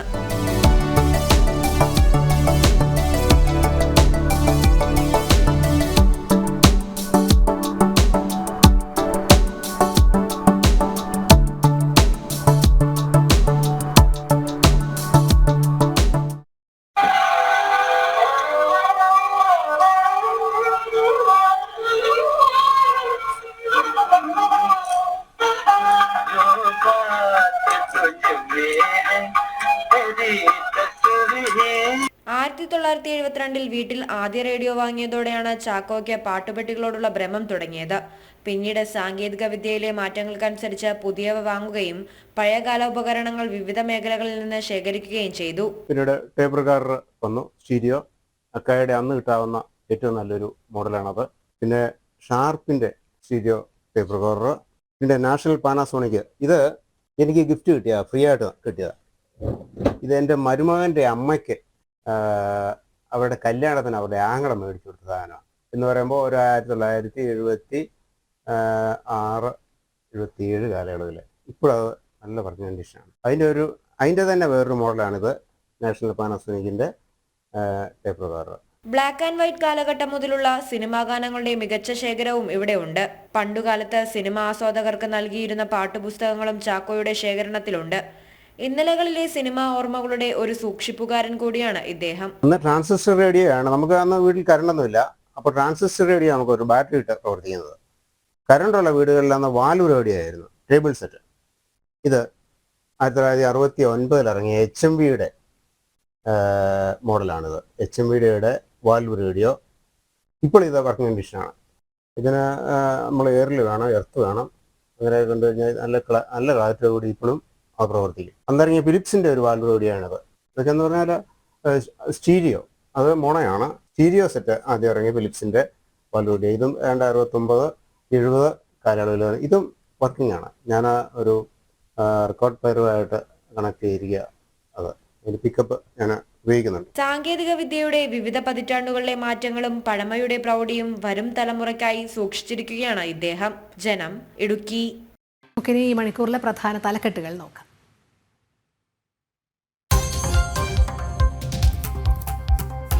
പാതിവില തട്ടിപ്പു കേസിൽ വൈദ്യുതി മന്ത്രിയുടെ ഓഫീസിലും പണപ്പിരിവ്. മന്ത്രി K കൃഷ്ണൻകുട്ടിയുടെ പാലക്കാട് ഓഫീസ് കേന്ദ്രീകരിച്ചും പണം വാങ്ങിയെന്ന് വീട്ടമ്മമാർ. ലക്ഷങ്ങൾ പിരിച്ചത് ജനതാദൾ പഞ്ചായത്ത് അംഗത്തിന്റെ നേതൃത്വത്തിൽ. മന്ത്രിയുടെ PAയ്ക്കും പങ്കുള്ളതായി ആരോപണം. ജനം എക്സ്ക്ലൂസീവ്.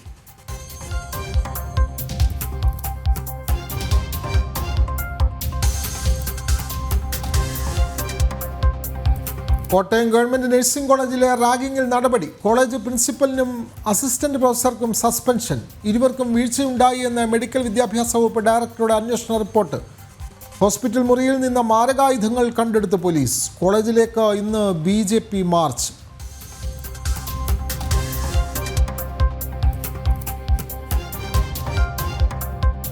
ഡൽഹിയിൽ തിരക്കിട്ട ചർച്ചകൾ. മുഖ്യമന്ത്രിയെ ഇന്ന് പ്രഖ്യാപിച്ചേക്കും. കക്ഷി നേതാവിനെ തെരഞ്ഞെടുക്കാൻ BJP നിയമസഭാ കക്ഷിയോഗം ഉടൻ. സത്യപ്രതിജ്ഞ 20-ന് നടക്കും. ദ്വിരാഷ്ട്ര സന്ദർശനം പൂർത്തിയാക്കി പ്രധാനമന്ത്രി ഡൽഹിയിലെത്തി.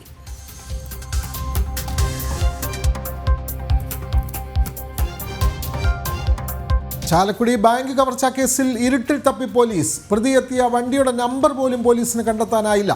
മോഷ്ടാവിനായി അയൽ ജില്ലകളിലേക്കടക്കം തിരച്ചിൽ. ബാങ്കിനെ കുറിച്ച് കൃത്യമായി അറിയുന്ന ആളാണ് പ്രതിയെന്ന് പോലീസ്.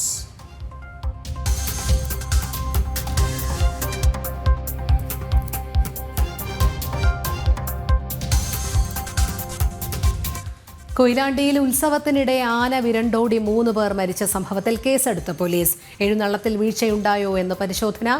ഉത്സവങ്ങളിൽ ആന എഴുന്നള്ളത്തില്ലാതാക്കാൻ ബോധപൂർവമായ ശ്രമം നടക്കുന്നുവെന്ന് ആനപ്രേമി സംഘം.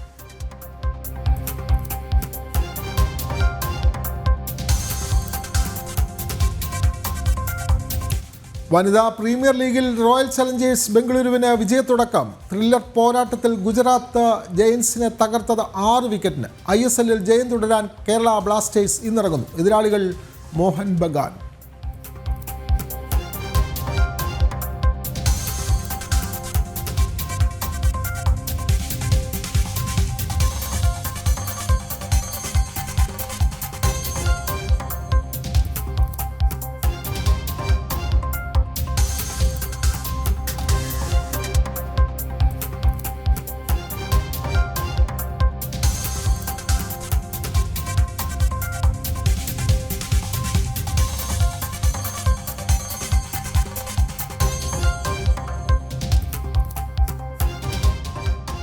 രോഹിണി, ഏവരെയും ഞെട്ടിപ്പിച്ച വാർത്ത തന്നെയാണ് ഈ കോട്ടയം നഴ്സിംഗ് കോളേജിൽ നടന്ന ക്രൂരമായ റാഗിങ്.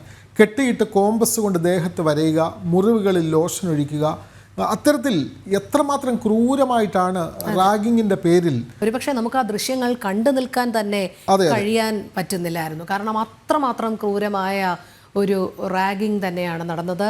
വിനോദ്, നമുക്കറിയാം സിദ്ധാർത്ഥന്റെ മരണത്തിന് ശേഷം കേരളത്തിൽ ഇത് തുടരുന്നു എന്നുള്ളതാണ്. അതെ, കാരണം ഇവരെല്ലാവരും ഒരു പ്രത്യേക പാർട്ടിയുടെ തണലിൽ ഇവർക്ക് സംരക്ഷണം ലഭിക്കുമെന്നുള്ള ആത്മവിശ്വാസവുമുണ്ട് എന്നുള്ളതാണ്. പക്ഷേ ഈ ഞെട്ടിക്കുന്ന ദൃശ്യങ്ങൾ തന്നെയാണ് കേരളം കണ്ടത്. മനുഷ്യ മനസാക്ഷിയെ തന്നെ മരവിപ്പിക്കുന്ന തരത്തിലായിരുന്നു. അതുമാത്രമല്ല വിനോദ്, ഇതിൽ ഏറ്റവും രസകരമായ വസ്തുത എന്ന് പറയുന്നത് യാതൊരു കുറ്റബോധവും ഇല്ലാതെ ഇതിന്റെ ദൃശ്യങ്ങൾ മൊബൈൽ ഫോണിൽ അവർ തന്നെ പകർത്തുന്നു. അത് കാണിക്കുന്നു മറ്റു ജൂനിയർ വിദ്യാർത്ഥികളെ. അത് കാണിച്ചാണ് പണപ്പിരിവ് നടത്തുന്നത് എന്നുള്ളതാണ്. അത് കണ്ട് രസിക്കാൻ വേണ്ടിയിട്ട് അവർ മൊബൈലിൽ പകർത്തിയ ദൃശ്യങ്ങളാണ് പിന്നീട് അന്വേഷണ സംഘത്തിൽ ലഭിക്കുന്നത്. എന്തായാലും കോട്ടയത്ത് ഈ ഗവൺമെൻറ് നഴ്സിംഗ് കോളേജിൽ നടന്ന റാഗിങ്ങുമായി ബന്ധപ്പെട്ട് അവിടുത്തെ പ്രിൻസിപ്പലും അസിസ്റ്റന്റ് പ്രൊഫസറെയൊക്കെ സസ്പെൻഡ് ചെയ്തിട്ടുണ്ട്.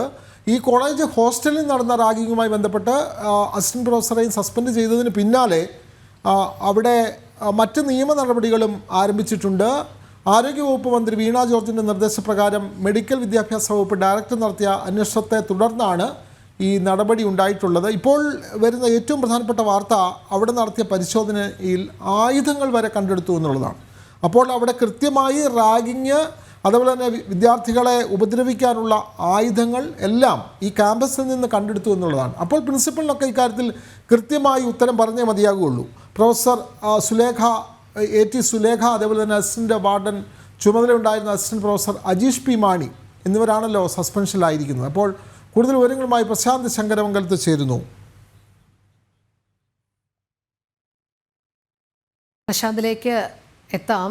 അതിനു മുൻപ് ഇപ്പോൾ ഈ സസ്പെൻഷൻ ഉണ്ടായിട്ടുണ്ട്. ആരോഗ്യവകുപ്പ് മന്ത്രിയുടെ നേതൃത്വത്തിൽ അന്വേഷണം പ്രഖ്യാപിച്ചിട്ടുണ്ട് എന്നുള്ളതൊക്കെ ഒരു വശത്ത് നിൽക്കുമ്പോൾ മുൻപുണ്ടായ അനുഭവങ്ങളെല്ലാം കേരളം കാണുന്നുണ്ട്. കാരണം സിദ്ധാർത്ഥനെ എത്ര ക്രൂരമായി മർദ്ദനം നടത്തി, റാഗിംഗ് നടത്തി മരണത്തിലേക്ക് നയിച്ചവർ സുഖമായി ഇപ്പോഴും പരീക്ഷയൊക്കെ എഴുതി അവരുടെ കോളേജ് വിദ്യാഭ്യാസം മുന്നോട്ട് പോകുന്ന ഒരു കാഴ്ച ഇതൊക്കെ തന്നെയാണ്. തന്നെ ഭരണപക്ഷ യൂണിയനിൽപ്പെട്ട അല്ലെങ്കിൽ SFIയുമായി ബന്ധപ്പെട്ട ആളുകളൊക്കെ ഇതിൽ ഉണ്ട് എന്നുള്ളതാണ് ഈ പ്രതികൾക്കൊക്കെ രക്ഷപ്പെടാനുള്ള വലിയൊരു പഴുത്. ഇപ്പോൾ കോട്ടയം ഗവൺമെൻറ് നഴ്സിംഗ് കോളേജിലെ വിഷയമായാലും നേരത്തെ രോഹിണി പറഞ്ഞ പോലെ തന്നെ പൂക്കോട് വെറ്റിനറി സർവകലാശാലയിലെ വിഷയമായാലും റാഗിംഗ് ആയാലും അവിടെയൊക്കെ പ്രതിസ്ഥാനത്തുള്ളവർക്ക് പ്രത്യേകിച്ചും ഭരണകക്ഷിയുമായും CPM നേതാക്കളുമായും അല്ലെങ്കിൽ SFIയുമായിട്ടൊക്കെ ബന്ധമുള്ളത് ഇവരെയൊക്കെ കേസിൽ നിന്ന് രക്ഷപ്പെടാൻ ഏറെ സഹായിക്കുന്നുണ്ട്. അതൊക്കെ പക്ഷേ അത്തരം കാര്യങ്ങൾ വരുമ്പോൾ ഒരിക്കലും പാർട്ടി നോക്കാതെ തന്നെ നടപടി എടുക്കേണ്ടതാണ്. രോഹിണി. അതെ, തീർച്ചയായും. എന്തായാലും ഇത് സ്ഥിരമായി നടക്കുന്ന ഒരു രീതിയാണ്. നമുക്ക് കോട്ടയത്തേക്ക് തന്നെ പോകാം, മിഥുൻ അയ്യപ്പനിലേക്ക് തന്നെ പോകാം. മിഥുൻ, ഈ കോളേജിലെ പ്രിൻസിപ്പൽ, അസിസ്റ്റന്റ് പ്രൊഫസർ ഇവരെയൊക്കെ സസ്പെൻഡ് ചെയ്തു. സെക്യൂരിറ്റിയോട് മാറി നിൽക്കാൻ നിർദ്ദേശം നൽകിയിരിക്കുന്നു. ഇപ്പോൾ ക്യാമ്പസിൽ നടത്തിയ പരിശോധനയിൽ ആയുധങ്ങൾ കണ്ടെടുത്തു എന്നുള്ള വാർത്തയും പുറത്തു വരുന്നുണ്ടല്ലോ മിഥുൻ അയ്യപ്പൻ.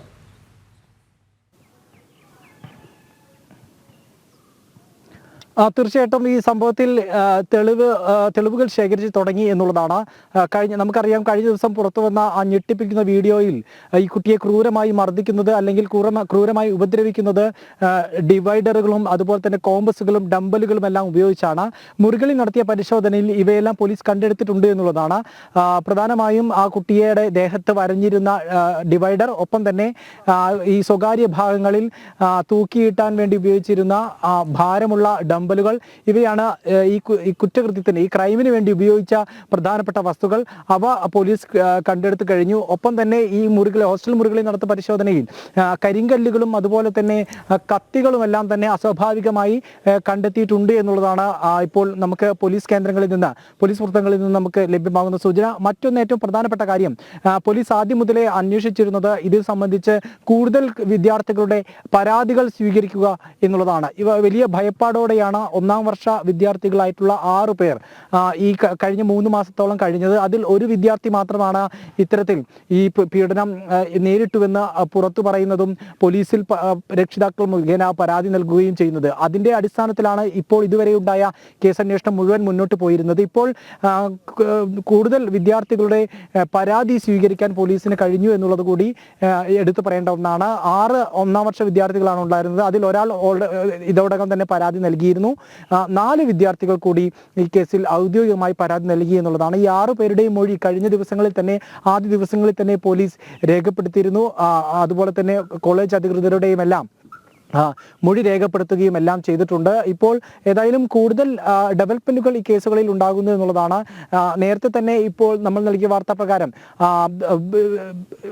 ഈ 5 പ്രതികളിൽ മാത്രമായി, അതായത് കുറ്റകൃത്യത്തിൽ നേരിട്ട് പങ്കെടുത്തിട്ടുള്ള ഈ 5 വിദ്യാർത്ഥികളിൽ മാത്രമായി അന്വേഷണം ഒതുക്കുന്നുവെന്നും ഈ കേസ് ഈ 5 പേരെ മാത്രം പ്രതിയാക്കുന്നതിനെതിരെയും വിവിധ രാഷ്ട്രീയ കക്ഷികൾ രംഗത്തെത്തിയിരുന്നു. ഇത് ശരിയല്ല എന്നും ഉത്തരവാദിത്തപ്പെട്ട അധികൃതരെ കൂടി ഇതിൽ പ്രതി ചേർക്കണമെന്നുള്ളതാണ്. കാരണം ഇത്തരത്തിൽ ഈ 3 മാസത്തോളം നീണ്ടുനിന്ന ഈ ക്രൂരമായ പീഡനം അറിഞ്ഞില്ല എന്ന് പറയുന്നത് കോളേജ് പ്രിൻസിപ്പളും അതുപോലെ തന്നെ അസിസ്റ്റന്റ് വാർഡനും എല്ലാം ഇക്കാര്യം പറയുന്നത് ഒട്ടും വിശ്വാസത്തിലെടുക്കാൻ കഴിയുന്നതല്ല.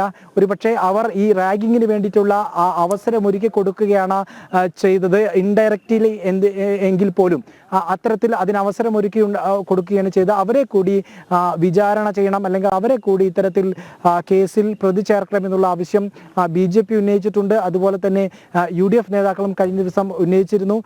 ഇപ്പോൾ ഏതായാലും ഇത് സംബന്ധിച്ചുള്ള വകുപ്പ് തല നടപടി എടുത്തിട്ടുണ്ട് എന്നുള്ളതാണ് ഏറ്റവും പ്രധാനപ്പെട്ട മറ്റൊരു പുതിയ കാര്യം. അവർക്കെതിരെ ഇരുവരെയും സസ്പെൻഡ് ചെയ്തുകൊണ്ടുള്ളൊരു നടപടി ഉണ്ടായിട്ടുണ്ട്. നേരത്തെ ഈ താൽക്കാലിക ജീവനക്കാരനാണ് ഹോസ്റ്റലിൽ രാത്രിയിൽ ഉണ്ടായിരുന്നത്, സുരക്ഷാ ജീവനക്കാരൻ. ആളാണ് ഈ ഇത്തരത്തിലുള്ള സംഭവങ്ങൾ ഉണ്ടാവുകയാണെങ്കിൽ റിപ്പോർട്ട് ചെയ്യപ്പെടേണ്ടതും തടയേണ്ടതും ഈ താൽക്കാലിക സുരക്ഷാ ജീവനക്കാരനാണ്. ആളുടെ ഭാഗത്തുനിന്ന് ഇത്തരത്തിൽ യാതൊരു നടപടിയും ഉണ്ടായിട്ടില്ല. ഇത് സംബന്ധിച്ചൊരു വിശദീകരണം കോളേജ് അധികൃതർ ഇയാളിൽ നിന്ന് ചോദിച്ചിരുന്നു. പക്ഷേ ഇപ്പോൾ എടുത്തിരിക്കുന്ന നടപടിയുടെ ഭാഗമായി ഇയാളോട് മാറി നിൽക്കാൻ കൂടി നിർദ്ദേശിച്ചിരിക്കുകയാണ്. ഏതായാലും ഇപ്പോൾ വലിയ ഡെവലപ്മെന്റുകൾക്ക് ഇന്നത്തെ ദിവസം സാക്ഷിയാകും എന്നുള്ളത് തന്നെയാണ് നമുക്ക് പ്രതീക്ഷിക്കാവുന്നത്. കാരണം വലിയ നടപടികൾ ഈ കേസിൽ ഉണ്ടാകുന്നു. കേസന്വേഷണം കൂടുതൽ വ്യാപൃതമാക്കാനുള്ള ഒരു നീക്കം തന്നെയാണ് പോലീസിന്റെ ഭാഗത്തു നിന്നുണ്ടാകുന്നത്. അതേസമയം തന്നെ ശക്തമായ പ്രതിഷേധവും ഉയരുന്നുണ്ട്. ഇന്ന് BJP വെസ്റ്റ് ജില്ലാ കമ്മിറ്റിയുടെ കോട്ടയം വെസ്റ്റ് ജില്ലാ കമ്മിറ്റിയുടെ നേതൃത്വത്തിൽ Kottayam medical nursing government nursing കോളേജിലേക്ക് പ്രതിഷേധ ജാഥ നടത്തുകയാണ്, പ്രതിഷേധ മാർച്ച് നടത്തുകയാണ്. ശക്തമായിട്ടുള്ള പ്രതിഷേധങ്ങളും സമാനമായി തന്നെ ഉയരുന്നുണ്ട് എന്നുള്ളതാണ് പ്രധാനപ്പെട്ട കാര്യം. അതെ, ഇതാണ് പ്രബുദ്ധ കേരളം, ഇത് കേരളമാണ്, ഇതാണ് പുരോഗമനം തുടങ്ങിയ പ്രതികരണങ്ങളും നമുക്ക് ലഭിക്കുന്നുണ്ട്. രോഹിണി, വളരെ ദാരുണമായ സംഭവമാണ്, അങ്ങനെ വളരെ ക്രൂരമായ സംഭവമാണ് കോട്ടയത്ത് അരങ്ങേറിയത്. വിനോദ്, ഈ വിഷയത്തിൽ പ്രശാന്ത് ശങ്കരമംഗലത്ത് കൂടി ചേരുന്നുണ്ട് തിരുവനന്തപുരത്ത് വന്ന്. പ്രശാന്ത്, എന്തായാലും സസ്പെൻഷൻ നടത്തിയിട്ടുണ്ട്, പ്രിൻസിപ്പലിനെയും അസിസ്റ്റന്റ് വാർഡനെയും ഒക്കെ തുടരന്വേഷണവും പ്രഖ്യാപിച്ചിട്ടുണ്ട്. പക്ഷേ കാര്യക്ഷമമായി ഇതൊക്കെ എത്രത്തോളം മുന്നോട്ട് പോകും എന്നുള്ളതാണ്.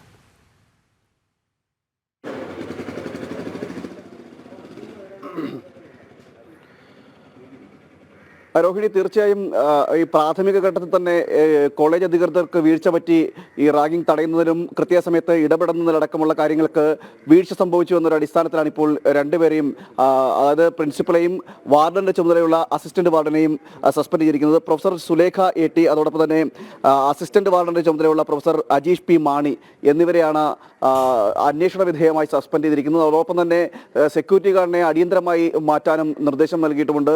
പ്രാഥമിക ഘട്ടത്തിൽ തന്നെ ഇതിൽ വീഴ്ച സംഭവിച്ചു എന്നതാണ് അപ്പോൾ ആരോഗ്യവകുപ്പ് വിലയിരുത്തുന്നത്. അതിന്റെ കൂടി അടിസ്ഥാനത്തിലാണ് ഇവരെ നീക്കം ചെയ്തുകൊണ്ടുള്ള അന്വേഷണം നടത്തണമെന്നുള്ള ആവശ്യം ഉന്നയിച്ചിരിക്കുന്നത്. വളരെ ഗുരുതരമായ സംഭവം ആണ് ഉണ്ടായത്. നമുക്കറിയാം, ഈ റാഗിംഗ് നിരോധന നിയമം അടക്കമുള്ളൊരു സംസ്ഥാനമാണ് അല്ലെങ്കിൽ ഒരു രാജ്യമാണ് നമ്മുടേത്. അത്തരം സാഹചര്യത്തിൽ നേരത്തെയും മുൻകാലങ്ങളിൽ ഇത്തരത്തിൽ വ്യാപകമായി ഉണ്ടായിട്ടുണ്ടെങ്കിൽ പിന്നീട് അതിനുശേഷം കുറയുന്ന സാഹചര്യമാണ് ഉണ്ടായത്. എന്നാൽ നിലവിൽ ഇത്തരം കോളേജുകളിൽ അടിക്കടിക്ക് ഇത്തരം സംഭവങ്ങൾ റിപ്പോർട്ട് ചെയ്യുന്ന സാഹചര്യം നിലവിലുമുണ്ട്.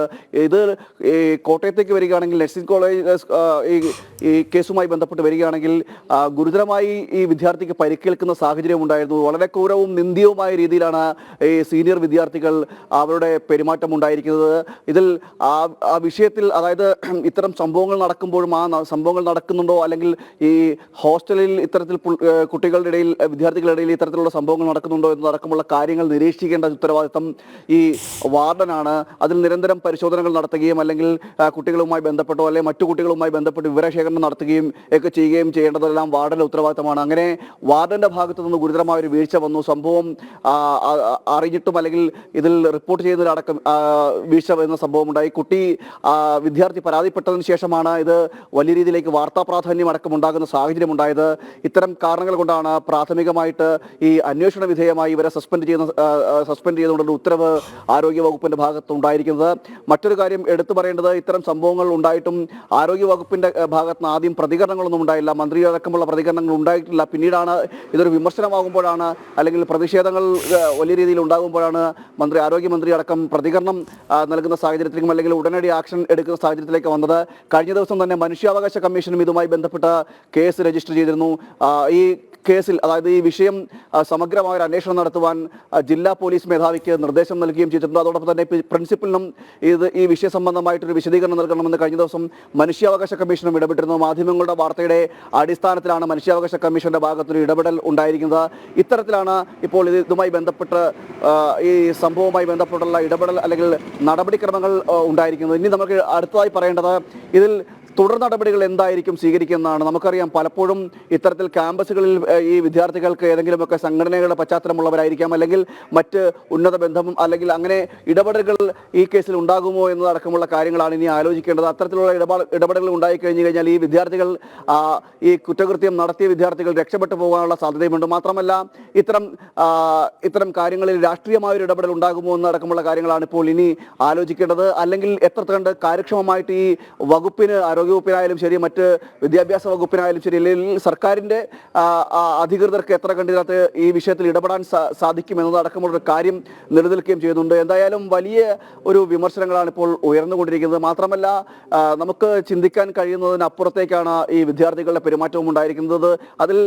അതിന്റെ കാരണമായി ചൂണ്ടിക്കാണിക്കുന്നത് ഒരു ജന്മദിനാഘോഷം. ആ ജന്മദിനാഘോഷത്തിന്റെ ഭാഗമായിട്ട് പാർട്ടി നടത്തിയില്ല എന്ന് ആരോപിച്ചുകൊണ്ട് ഒരു വിദ്യാർത്ഥിയെ ക്രൂരമായി മുറിവേൽപ്പിക്കുക, അവന്റെ ശരീരത്ത് കോമ്പസ് കൊണ്ട് കുത്തി പരിക്കേൽപ്പിക്കുക, മാത്രമല്ല പൊതുമധ്യത്തിൽ അപമാനിക്കുന്ന രീതിയിലേക്ക് അല്ലെങ്കിൽ അവന്റെ മാനസിക നിലയെ തന്നെ തെറ്റിക്കുന്ന രീതിയിലേക്കുള്ള സമീപനങ്ങൾ ഈ വിദ്യാർത്ഥികളുടെ ഭാഗത്തുണ്ടാകുക, അത്തരത്തിൽ ഒരു സംഭവം ഗൗരവകരമായ സംഭവമായി കണ്ടുകൊണ്ട് ഉടനടി ഈ വിദ്യാർത്ഥികൾക്ക് അറസ്റ്റ് ചെയ്തെങ്കിൽ പോലും നടപടികൾ കടുപ്പിച്ചുകൊണ്ട് ഒരു കടുത്ത തീരുമാനത്തിലേക്ക് എത്തപ്പെടേണ്ട സാഹചര്യമുണ്ട്. എന്തായാലും ഇതെല്ലാം നമ്മുടെ സർക്കാർ സ്വീകരിക്കുമോ എന്നടക്കമുള്ള കാര്യങ്ങളാണ് ഇനി നോക്കിക്കാണേണ്ടത്. എന്തായാലും വളരെ നിന്ദ്യമായ ഒരു കൃത്യം ആണ് ഈ സീനിയർ വിദ്യാർത്ഥികൾ നടത്തിയത്, അതിൽ തർക്കമില്ല. അതിന്റെ ഭാഗത്താണ് ഇപ്പോൾ ആരോഗ്യവകുപ്പിന്റെ ഒരു ഉത്തരവ് വന്നിരിക്കുന്നത്. അതായത് ഈ സ്കൂൾ കോളേജ് അധികൃതർക്കും പ്രിൻസിപ്പലിനും അതോടൊപ്പം തന്നെ വാർഡനും അടക്കമുള്ളവർക്ക് വീഴ്ച പറ്റി എന്ന ഒരു കണ്ടെത്തലുണ്ടായിരിക്കുന്നത്. പ്രാഥമിക ഘട്ടത്തിൽ തന്നെ ഇതുമായി ബന്ധപ്പെട്ടുള്ള ഈ പരാതി ഉയർന്നപ്പോൾ തന്നെ അല്ലെങ്കിൽ ഇതുമായി ബന്ധപ്പെട്ടുള്ള ആ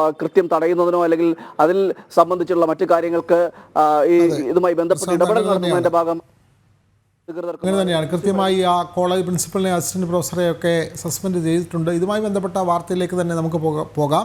സംസ്ഥാനത്ത് സ്കൂളുകളിലും കലാലയങ്ങളിലും സമാധാന അന്തരീക്ഷം ഒരുക്കുന്നതിൽ സർക്കാർ പരാജയപ്പെടുകയാണ്. പൂക്കോട് വെറ്റിനറി കോളേജിൽ സിദ്ധാർത്ഥൻ മരിച്ചിട്ട് 1 വർഷം തികയാനിരിക്കെയാണ് ക്രൂരതയുടെ കോട്ടയം മോഡൽ പുറത്തു വരുന്നത്. പല കേസുകളിലും കുറ്റക്കാർ ഇടതുപക്ഷ സഹയാത്രികരാകുന്നതോടെ ഇവരെ സംരക്ഷിക്കുന്ന നടപടി ഇത്തരക്കാർക്ക് പ്രചോദനവുമാകുന്നു.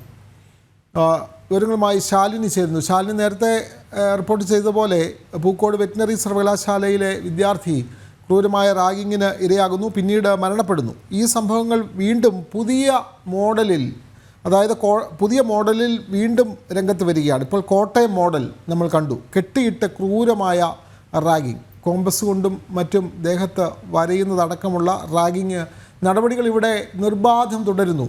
ഇതിനെല്ലാം ഭരണകക്ഷിയുടെ പിന്തുണയും. ശാലിനി.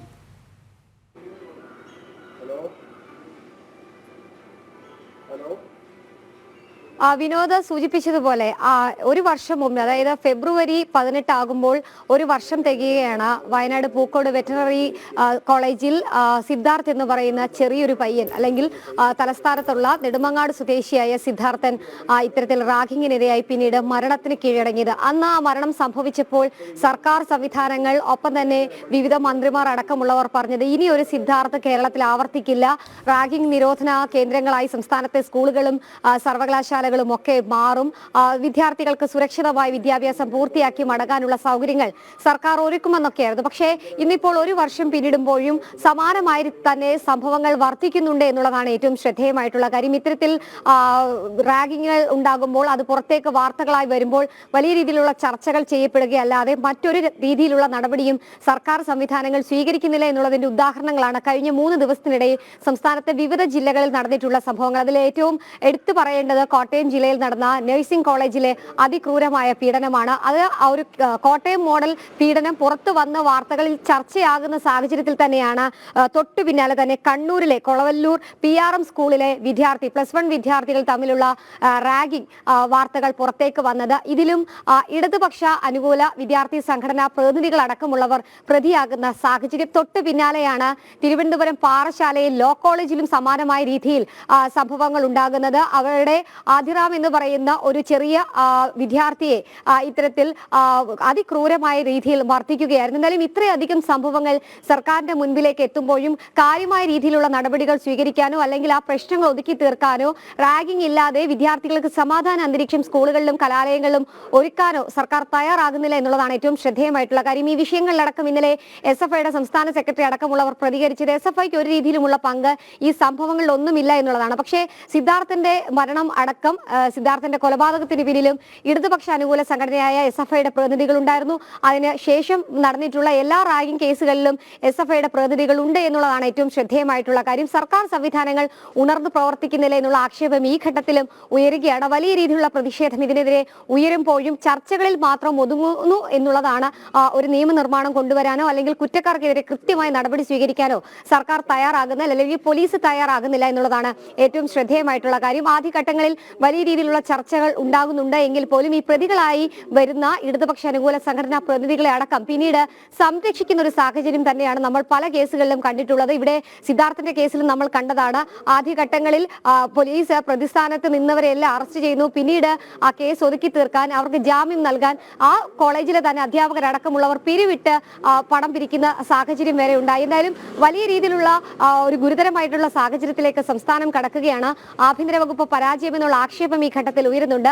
വലിയ രീതിയിലുള്ള പ്രതിഷേധങ്ങൾ ഉയരുന്നുണ്ട്. എന്തായാലും ചർച്ചകൾ ഒരു ഭാഗത്ത് മാത്രമായി ഒതുങ്ങുന്നു, മറുഭാഗത്ത് നിരുപാധികം റാഗിംഗ് തുടരുന്നുണ്ട് എന്നുള്ളതാണ് ഈ വാർത്തകളിൽ നിന്ന് നമുക്ക് മനസ്സിലാക്കാൻ സാധിക്കുന്നത്. ഒരുപക്ഷെ ഇനിയെങ്കിലും സർക്കാർ സംവിധാനങ്ങൾ ഉണർന്ന് പ്രവർത്തിക്കുമെന്ന് നമുക്ക് പ്രത്യാശിക്കാൻ മാത്രമേ കഴിയുള്ളൂ. എന്തായാലും വിമർശനങ്ങൾ ഉയരുന്ന സാഹചര്യത്തിലും ഇടതുപക്ഷ പ്രതിനിധികളുടെ ഭാഗത്തു നിന്ന് കാര്യമായ പ്രതികരണങ്ങളോ അല്ലെങ്കിൽ ഇത്തരത്തിലുള്ള റാഗിംഗ് വിരുദ്ധ നടപടികൾ സ്വീകരിക്കാനോ തയ്യാറാകുന്നില്ല എന്നുള്ളതാണ് ശ്രദ്ധേയമായിട്ടുള്ള കാര്യം. ഒരു ഭാഗത്ത് കോളേജിലെ സീനിയർ വിദ്യാർത്ഥികൾ വരുമ്പോൾ റാഗിംഗ് ഇല്ല എന്നുള്ള രീതിയിൽ പ്രചാരണം നടത്തുന്നു, മറുഭാഗത്ത് ഇത്തരത്തിൽ ഞെട്ടിക്കുന്ന റാഗിംഗ് ഇടപെടലുകൾ, ഒപ്പം തന്നെ റാഗിംഗ് നടത്തി വിദ്യാർത്ഥികൾ ക്രൂരമായി മർദ്ദനത്തിന് ഇരയാകുന്നത് അടക്കമുള്ള വാർത്തകൾ പുറത്തേക്ക് വരികയാണ്. എന്തായാലും ആഭ്യന്തര വകുപ്പ് ഇക്കാര്യത്തിൽ അമ്പേ പരാജയം എന്നുള്ളതാണ് പ്രതിപക്ഷം അടക്കം ഉയർത്തുന്ന വിമർശനം ഈ ഘട്ടത്തിൽ.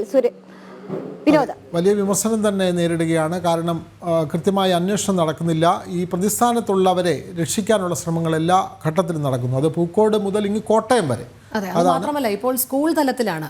നോട്ടം ശരിയായില്ല എന്ന് പറഞ്ഞാണ് +1 വിദ്യാർത്ഥിയെ ഇടിച്ച് കൈയൊടിച്ചത്. സമാനമായ മറ്റൊരു വാർത്തയിലേക്ക് തന്നെയാണ് പോകുന്നത്. കോഴിക്കോട് ഗവൺമെന്റ് മെഡിക്കൽ കോളേജിലെ 1ാം വർഷ വിദ്യാർത്ഥികളെ റാഗ് ചെയ്ത സംഭവത്തിൽ രക്ഷിതാക്കളുടെ യോഗം ഇന്ന് വീണ്ടും ചേരും. നേരത്തെ ഒരു ബാച്ചിലെ രക്ഷിതാക്കളുടെ യോഗം ചേർന്ന് റാഗിങ്ങും അതുമായി ബന്ധപ്പെട്ടെടുത്ത നടപടികളും വിശദീകരിച്ചിരുന്നു. സംഭവത്തിൽ 11 വിദ്യാർത്ഥികളെയാണ് പ്രിൻസിപ്പൽ സസ്പെൻഡ് ചെയ്തത്. എന്നാൽ റാഗിംഗ് സംബന്ധിച്ച് പരാതി ലഭിക്കാത്തതിനാൽ പോലീസ് തുടർ നടപടികൾ എടുത്തിട്ടില്ല. ദിസ്ന സുരേഷ് ചേരുന്നുണ്ട് ഇതുമായി ബന്ധപ്പെട്ട വിവരങ്ങൾ നൽകാൻ. ദിസ്ന, നമുക്കറിയാം 11 വിദ്യാർത്ഥികളെയാണ്, മെഡിക്കൽ വിദ്യാർത്ഥികളെയാണ് അന്ന് സസ്പെൻഡ് ചെയ്തത്.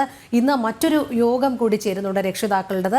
ഈ യോഗത്തിൽ എന്ത് തീരുമാനമാണ് എടുക്കുന്നത്? കാരണം ഇപ്പോഴും പരാതി ലഭിക്കാത്തതുകൊണ്ട് പോലീസിന് കേസെടുക്കാൻ നിർവാഹമില്ലാതെ നിൽക്കുകയാണ്. തീർച്ചയായും സൂചിപ്പിച്ചതുപോലെ തന്നെ കോഴിക്കോട് ഗവൺമെന്റ് മെഡിക്കൽ കോളേജിലെ 1ാം വർഷ മെഡിക്കൽ വിദ്യാർത്ഥികളെ റാഗ് ചെയ്തതുമായി ബന്ധപ്പെട്ടാണ് രക്ഷിതാക്കളുടെ യോഗം ഇന്ന് വീണ്ടും ചേരുന്നത് എന്നാണ് നമുക്ക് അറിയാൻ സാധിച്ചിട്ടുള്ളത്. നേരത്തെ ഒരു ബാച്ചിലെ രക്ഷിതാക്കളുടെ യോഗം ചേർന്ന് റാഗിങ്ങും അതുമായി ബന്ധപ്പെട്ട് നടത്തിയ തുടർ നടപടികളെ കുറിച്ച് ചർച്ച ചെയ്തിരുന്നു. ഈ സംഭവവുമായി ബന്ധപ്പെട്ട സംഭവത്തിൽ 11 വിദ്യാർത്ഥികളെയാണ് പ്രിൻസിപ്പൽ കോളേജിൽ നിന്ന് സസ്പെൻഡ് ചെയ്തത്. എന്നാൽ റാഗിങ്ങുമായി ബന്ധപ്പെട്ട അത് സംബന്ധിച്ചോ പരാതി ലഭ്യമായിട്ടില്ല എന്ന് തന്നെയാണ് പോലീസുമായി ബന്ധപ്പെട്ടപ്പോൾ നമുക്ക് ലഭ്യമായ വിവരം. അതുകൊണ്ട് തന്നെ പോലീസ് ഇതുമായി ബന്ധപ്പെട്ട മറ്റു കേസുകളോ തുടർ നടപടികളോ ഒന്നും തന്നെ എടുത്തിട്ടില്ല. പക്ഷേ ഈ റാഗിംഗ്, അതായത് റാഗിംഗ് നേരിടേണ്ടി വന്ന വിദ്യാർത്ഥികൾ നേരിട്ടെത്തി തങ്ങൾക്ക് പരാതിയില്ല എന്ന് ചില വിദ്യാർത്ഥികൾ ബോധിപ്പിച്ചതായും ഇപ്പോൾ മെഡിക്കൽ കോളേജിലെ അധികൃതർ വ്യക്തമാക്കുന്നുണ്ട്. എന്തായാലും ഈ മെഡിക്കൽ കോളേജിലെ റാഗിങ്ങുമായി ബന്ധപ്പെട്ട വിദ്യാർത്ഥികളുടെ രക്ഷിതാക്കളുമായി സംബന്ധിച്ച യോഗം ഇന്ന് വീണ്ടും ചേരുന്നു എന്നാണ് നമുക്കറിയാൻ സാധിച്ചിട്ടുള്ളത്. എന്തുകൊണ്ടാണ് പോലീസ് ഈ സംഭവത്തിൽ തുടർ നടപടി എടുക്കാത്തത് എന്നതിനെ സംബന്ധിച്ചും വലിയ രീതിയിലുള്ള പ്രതിഷേധങ്ങൾ ഉയർന്നു വന്നിരുന്നു. ഈ വിദ്യാർത്ഥികളുടെ വസ്ത്രങ്ങൾ അഴിച്ചു മാറ്റുകയും വാട്സപ്പിലൂടെ ഒക്കെ തന്നെയും വലിയ രീതിയിൽ അസഭ്യം പറയുകയും ചെയ്തു എന്ന ഒരു കാര്യം തന്നെയാണ് വിദ്യാർത്ഥികൾ ആദ്യഘട്ടം മുതൽ പരാതിയിൽ വ്യക്തമാക്കിയത്. ഇതിന്റെ അടിസ്ഥാനത്തിൽ പ്രിൻസിപ്പാളിന് ലഭ്യമായ പരാതിയുടെ അടിസ്ഥാനത്തിലാണ് പ്രിൻസിപ്പാൾ നേരിട്ട് നടപടിയെടുത്തത്. 11 വിദ്യാർത്ഥികളെയാണ് സംഭവത്തിൽ സസ്പെൻഡ് ചെയ്തിരുന്നത്. അതെ, കോഴിക്കോടും സമാനമായ സംഭവങ്ങൾ റിപ്പോർട്ട് ചെയ്യപ്പെടുന്നു എന്നുള്ളതാണ് ഏറ്റവും പ്രധാനപ്പെട്ട വാർത്ത. രോഹിണി, നമുക്ക് വിദ്യാർത്ഥികളുമായി ബന്ധപ്പെട്ട വാർത്തയിലേക്ക് തന്നെയാണ് വീണ്ടും പോകേണ്ടത്. തിരുവനന്തപുരം കാട്ടാക്കട സ്കൂളിൽ +1 വിദ്യാർത്ഥി ആത്മഹത്യ ചെയ്ത സംഭവത്തിൽ കുട്ടിയുടെ മരണകാരണം കണ്ടെത്താനാകാതെ പോലീസ്. കുട്ടിയുമായി തർക്കം നടന്നുവെന്ന പ്രിൻസിപ്പലിൻ്റെ നിലപാട് തള്ളി ക്ലർക്ക് രംഗത്ത് വന്നു. അതേസമയം കുട്ടിയുടെ സംസ്കാരം ഇന്ന് നടക്കും. ഒരുങ്ങളുമായി വിനീഷ് ചേരുന്നു. വിനീഷ, ഇന്നലെ +1 വിദ്യാർത്ഥി സ്കൂളിൽ ആത്മഹത്യ ചെയ്തതുമായി ബന്ധപ്പെട്ട അന്വേഷണം നടക്കുകയാണ്. അവിടെ സ്കൂൾ പ്രിൻസിപ്പളും അവിടുത്തെ ക്ലർക്കും 2 രീതിയിലാണ് പ്രതികരിക്കുന്നത്. ഇന്നലെ ക്ലർക്ക് അവിടെ വന്നിരുന്നില്ല സ്കൂളിൽ. പ്രിൻസിപ്പൾ പറഞ്ഞത് ഫോണിലൂടെ അവധി ചോദിച്ചു, അവധി കൊടുത്തു എന്നൊക്കെയാണ് പറഞ്ഞത്. പ്രിൻസിപ്പൾ പറയുന്നത് ക്ലർക്കുമായിട്ട് വിഷയമുണ്ടായിരുന്നു എന്നുള്ളതാണ്. ഇപ്പോൾ പ്രിൻസിപ്പളും വിദ്യാർത്ഥിയും തമ്മിൽ പ്രശ്നമുണ്ടായിരുന്നു തുടങ്ങിയ സംശയങ്ങളൊക്കെ വരുന്നു. ഏത് ഘട്ടത്തിലാണ് ഇപ്പോൾ അന്വേഷണം, ഏത് രീതിയിലാണ് മുന്നോട്ട് പോകുന്നത്? വിനീഷ്.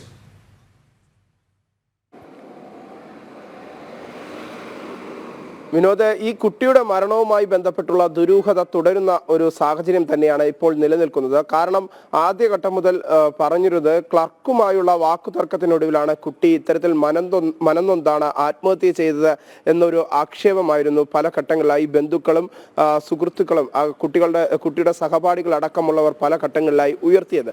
പക്ഷേ കഴിഞ്ഞ ദിവസം ഇതിന് സമാനമായ ഒരു നിലപാടായിരുന്നു പ്രിൻസിപ്പളും ആ സ്കൂളിലെ പ്രിൻസിപ്പളും കൈക്കൊണ്ടത്.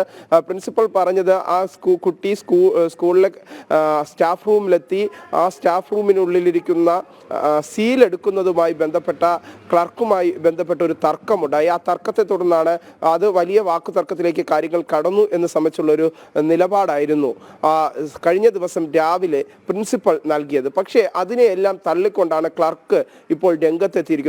ക്ലർക്ക് പറയുന്നത് താൻ അത്തരത്തിൽ കുട്ടിയുമായി യാതൊരു തരത്തിലുള്ള വാക്കുതർക്കവും ഉണ്ടായിട്ടില്ല. കുട്ടിയോട് താൻ വാക്കുതർക്കം നടത്തിയതുമായി ബന്ധപ്പെട്ട് പ്രിൻസിപ്പൽ തന്നോട് ഒരു കാര്യവും സംസാരിച്ചിട്ടുമില്ല. അതിനുശേഷം കുട്ടി ആത്മഹത്യ ചെയ്തത് അറിഞ്ഞതിന് ശേഷമാണ് പ്രിൻസിപ്പൽ പിറ്റേന്ന് രാവിലെയോടുകൂടിയാണ് തന്നെ ഫോണിൽ ബന്ധപ്പെടുന്നത് എന്നതാണ് ഈ ക്ലർക്ക് പറയുന്നത്. ക്ലർക്ക് അതിനു മുമ്പായി തന്നെ ഫോണിൽ വാട്സാപ്പ് വഴി പ്രിൻസിപ്പലിനെ താൻ അടുത്ത ദിവസം ജോലിക്കെത്തില്ല എന്ന മെസ്സേജ് നൽകിയിരുന്നു. പക്ഷേ നിലവിലെ സാഹചര്യത്തിൽ പ്രിൻസിപ്പാളും ഒപ്പം തന്നെ ഈ ക്ലർക്ക് പറയുന്ന മൊഴികൾ തമ്മിൽ വലിയ വൈരുദ്ധ്യമുണ്ട്. പോലീസിന് ഇതുവരെയും ഈ ഒരു വിഷയത്തിൽ ഈ കേസ് ചാർജ് ചെയ്യാൻ സാധിച്ചിട്ടില്ല. കാരണം ആരുടെ പേരിൽ കേസെടുക്കും? നിലവിൽ ഇതുമായി ബന്ധപ്പെട്ടുള്ള ഒരു തെളിവും പോലീസിന് ലഭിക്കാത്ത സാഹചര്യമാണ് നിലനിൽക്കുന്നത്. ഈ ഘട്ടത്തിലാണ് ക്ലർക്കിനെതിരെ പോലും പോലീസ് കേസ് ചാർജ് ചെയ്യാത്തത്. ഇവരുടെ വരും ദിവസങ്ങളിൽ ഇവരുടെ മൊഴികൾ രേഖപ്പെടുത്തും. ആദ്യം പ്രിൻസിപ്പാളിന്റെയും ഒപ്പം തന്നെ അതിനുശേഷം ക്ലർക്കിന്റെയും മൊഴി രേഖപ്പെടുത്തിയതിനു ശേഷം അതിൽ എന്തെങ്കിലും അവ്യക്തതകൾ നിലനിൽക്കുന്നെങ്കിൽ മാത്രമേ കൂടുതൽ ഇവർക്കെതിരെ കേസ് ചാർജ് ചെയ്ത് മുന്നോട്ട് പോകാൻ പോലീസിന് സാധിക്കുകയുള്ളൂ. പോലീസ് ഇപ്പോഴും ഈ വിഷയത്തിൽ ഇരുട്ടിൽ തപ്പുന്ന ഒരു സാഹചര്യമാണ് നിലനിൽക്കുന്നത്. രാത്രി 11 മണിയോടുകൂടി എന്തിന്റെ അടിസ്ഥാനത്തിലാണ് ഈ കുട്ടി രാത്രി സ്കൂളിലേക്ക് എത്തുന്നത്? സ്കൂളിലെത്തി സ്കൂളിലെ ക്ലാസ് റൂമിൽ തന്നെ എന്തിനു വേണ്ടിയിട്ടാണ് കുട്ടി തൂങ്ങി മരിക്കുന്നത് എന്ന ചോദ്യങ്ങൾ ഇപ്പോഴും പോലീസിനെ അലട്ടുന്നുണ്ട്. കാരണം ഒരു ക്ലർക്കുമായി ഉണ്ടായ ഒരു തർക്കത്തിൽ ഇത്തരത്തിൽ ഒരു കുട്ടി ചെയ്യുമോ എന്ന ചോദ്യമാണ് ഉയരുന്നത്. പ്രത്യേകിച്ച് ഈ കുട്ടി വളരെ സ്ട്രോങ് ആയി ആ സ്കൂളിൽ പല കാര്യങ്ങളിലും ഇടപെടുന്ന കുട്ടിയാണ് എന്നാണ് നമുക്ക് പലരിൽ നിന്നും മനസ്സിലാക്കാൻ സാധിച്ചുള്ളത്. സഹപാഠികളും അത്തരത്തിലാണ് സംസാരിക്കുന്നത്. അങ്ങനെയുള്ള ഒരു കുട്ടി പെട്ടെന്ന് സ്കൂളിലെത്തി ആത്മഹത്യാ പ്രവണത കാണിക്കുമോ എന്നതൊക്കെ സംബന്ധിച്ചുള്ള സംശയം നിലനിൽക്കുന്നുണ്ട്. പോലീസിന് ഇതുമായി ബന്ധപ്പെട്ട് 24 മണിക്കൂർ കഴിഞ്ഞിരിക്കുന്നു. ഈ മരണം കുട്ടിയുടെ ആത്മഹത്യ നടന്നതിന് ശേഷം ആത്മഹത്യയാണോ മരണമാണോ എന്താണ് സംബന്ധിച്ചുള്ള ദുരൂഹത ഇപ്പോഴും നിലനിൽക്കുന്നുണ്ട്. ആ കുട്ടി മരണപ്പെട്ടതിന് ശേഷം 24 മണിക്കൂർ പിന്നിട്ടിട്ടും പോലീസിന് ഇതിൽ യാതൊരു വിധമായ അന്വേഷണത്തിന് പുരോഗതി കണ്ടെത്താൻ സാധിച്ചിട്ടില്ല. പോലീസ് നിലവിൽ സാഹചര്യ തെളിവുകളും മറ്റും പരിശോധിച്ചെങ്കിൽ പോലും യാതൊരുമായ തെളിവ് ലഭിച്ചിട്ടില്ല. കഴിഞ്ഞ ദിവസം കുട്ടിയെ പോസ്റ്റ്മോർട്ടത്തിന് ഇൻക്വസ്റ്റ് നടപടികൾ നടത്തുന്ന സമയത്ത് പോലും കൂടുതൽ അസ്വാഭാവികമായ ഒന്നും തന്നെ പോലീസിന് കണ്ടെത്താൻ സാധിച്ചിട്ടില്ല. അതിനുശേഷം കുട്ടിയുടെ മൃതദേഹം പോസ്റ്റ്മോർട്ടം നടപടികൾക്കായി തിരുവനന്തപുരം മെഡിക്കൽ കോളേജിലേക്ക് മാറ്റിയിരിക്കുകയാണ്. ഇപ്പോൾ മെഡിക്കൽ കോളേജിലാണ് മൃതദേഹമുള്ളത്. ഇന്ന് വൈകുന്നേരത്തോടു കൂടി സംസ്കാര ചടങ്ങുകൾ നടക്കും. ഇതിനിടയിൽ തന്നെ പൊതുവിദ്യാഭ്യാസ വകുപ്പ് ഇതുമായി ബന്ധപ്പെട്ടുള്ള അന്വേഷണത്തിന് ഉത്തരവിട്ടിരിക്കുകയാണ്. എന്തുകൊണ്ടാണ് കുട്ടി ഇത്തരത്തിൽ മാനസിക സമ്മർദ്ദം കുട്ടിക്ക് ഉണ്ടാകാനുണ്ടായ സാഹചര്യം അത് സംബന്ധിച്ചുള്ള അന്വേഷണം നടത്തണം. കുട്ടിയെ ആത്മഹത്യയിലേക്ക് നയിച്ചതിന് പിന്നിലുള്ള വികാരം എന്താണ്, ചേതോ വികാരം എന്താണ്, ഇത് സംബന്ധിച്ചുള്ള അന്വേഷണം നടത്തണമെന്ന ഒരു ആവശ്യം ഉന്നയിച്ചുകൊണ്ടാണ് പൊതുവിദ്യാഭ്യാസ വകുപ്പ് ഇപ്പോൾ അന്വേഷണം ആരംഭിച്ചിട്ടുള്ളത്. പൊതുവിദ്യാഭ്യാസ വകുപ്പും പ്രഥമ അധ്യാപകയിൽ നിന്ന് പ്രിൻസിപ്പാളിൽ നിന്ന് ഇപ്പോൾ മൊഴികൾ രേഖപ്പെടുത്തിയിട്ടുണ്ട്. കഴിഞ്ഞ ദിവസം തന്നെ അതിന്റെ അടിയന്തരമായ ഇടപെടലുകൾ പൊതുവിദ്യാഭ്യാസ വകുപ്പിന്റെ ഭാഗത്ത് നിന്ന് ഉണ്ടായി എന്നാണ് നമുക്ക് മനസ്സിലാക്കാൻ സാധിക്കുന്നത്. മൊഴി രേഖപ്പെടുത്തിയിട്ടുണ്ട്. കൂടുതൽ തെളിവുകളും പൊതുവിദ്യാഭ്യാസ വകുപ്പ് അന്വേഷിക്കുകയാണ്. എന്തായിരുന്നാലും കുട്ടിയുടെ മരണവുമായി ബന്ധപ്പെട്ട ദുരൂഹതകൾ തുടരുന്നു. പല ആരോപണങ്ങൾ പല കോണുകളിൽ നിന്ന് ഉയരുന്നതിനപ്പുറം പോലീസിന് ഇതിലൊന്നും കൃത്യത വരുത്താൻ അല്ലെങ്കിൽ ഇതിൽ കുട്ടിയെ ഈ ആത്മഹത്യയിലേക്ക് തള്ളിവിട്ടത് എന്താണ്, അതിന്റെ പ്രചോദനം എന്താണ് എന്ന് സംബന്ധിച്ചുള്ള കൃത്യമായ വിവരങ്ങൾ ആ ദുരൂഹത നീക്കാൻ പോലീസിന് ഇതുവരെയും സാധിച്ചിട്ടില്ല. വിനോദ്, പോലീസിന് ആ ദുരൂഹത നീക്കാൻ സാധിക്കുന്നില്ല. എന്തെങ്കിലും രാഷ്ട്രീയ പരമായ ഇടപെടൽ ഇക്കാര്യത്തിലുണ്ടോ എന്നുള്ളതും നമ്മൾ അന്വേഷിക്കേണ്ടതാണ്. കാരണം ഈ അധ്യാപികയുടെ യൂണിയൻ, അതേപോലെ തന്നെ ഈ ക്ലർക്ക് ഏതെങ്കിലും ഇടതുപക്ഷ യൂണിയനോ അങ്ങനെ എന്തെങ്കിലും സ്വാധീനമുണ്ടോ തുടങ്ങിയ കാര്യങ്ങളും ഇനിയും തുടർ ദിവസങ്ങളിൽ അറിയേണ്ടതുണ്ട്. നമുക്ക് മറ്റ് നേരത്തെ പറഞ്ഞ ഒരു വാർത്തയിലേക്ക് തന്നെ. അതെ, അവിടെ നമുക്കറിയാം കൊയിലാണ്ടി മണക്കുളങ്ങര ക്ഷേത്രത്തിൽ ആന വിരണ്ടോടിയ സംഭവത്തിൽ മരണപ്പെട്ട 3 പേരുടെ വീടുകൾ മന്ത്രി എ കെ ശശീന്ദ്രൻ സന്ദർശിക്കുന്നുണ്ട്. അതിൻ്റെ ഭാഗമായി അദ്ദേഹം അവിടെ എത്തിച്ചേർന്നിട്ടുണ്ട് എന്നാണ് അറിയാൻ കഴിയുന്നത്. നാട്ടുകാരും ബന്ധുക്കളുമൊക്കെ ആയി മന്ത്രി സംസാരിക്കുന്നു എന്നാണ് നമുക്ക് മനസ്സിലാകുന്നത്. എന്തായാലും 3 പേർ മരണപ്പെടുന്ന സാഹചര്യം കഴിഞ്ഞ ദിവസം ദേവസ്വം മന്ത്രി പറഞ്ഞതാണ്. ഈ മരിച്ചത് ആനയുടെ നേരിട്ടുള്ള അക്രമത്തിലല്ല അവർ മരിച്ചത്. ആന വിരണ്ടോടിയപ്പോൾ ആളുകൾ തിക്കും തിരക്കും കൂട്ടി മറിഞ്ഞു വീണും അല്ലാതെ ആന നശിപ്പിച്ച കെട്ടിടത്തിൻ്റെ ഭാഗങ്ങൾ ദേഹത്ത് വീണുമൊക്കെയാണ് ഈ 3 പേർ മരണപ്പെടുന്നത്. അതെ, ആദ്യ സന്ദർശനം മണക്കുളങ്ങര ക്ഷേത്രത്തിലാണ്. ക്ഷേത്ര കമ്മിറ്റിക്കാരുമായും നാട്ടുകാരുമായാണ് മന്ത്രി സംസാരിക്കുന്നത്. അത് കഴിഞ്ഞതിന് ശേഷമായിരിക്കും ഒരുപക്ഷെ മരണപ്പെട്ടവരുടെ വീടുകളിലേക്ക് മന്ത്രി എത്തിച്ചേരുക. ഇപ്പോൾ കാര്യങ്ങൾ സംസാരിച്ച് വിലയിരുത്തുകയാണ്. നമുക്ക് തത്സമയ ദൃശ്യങ്ങളിലേക്ക് പോകാം.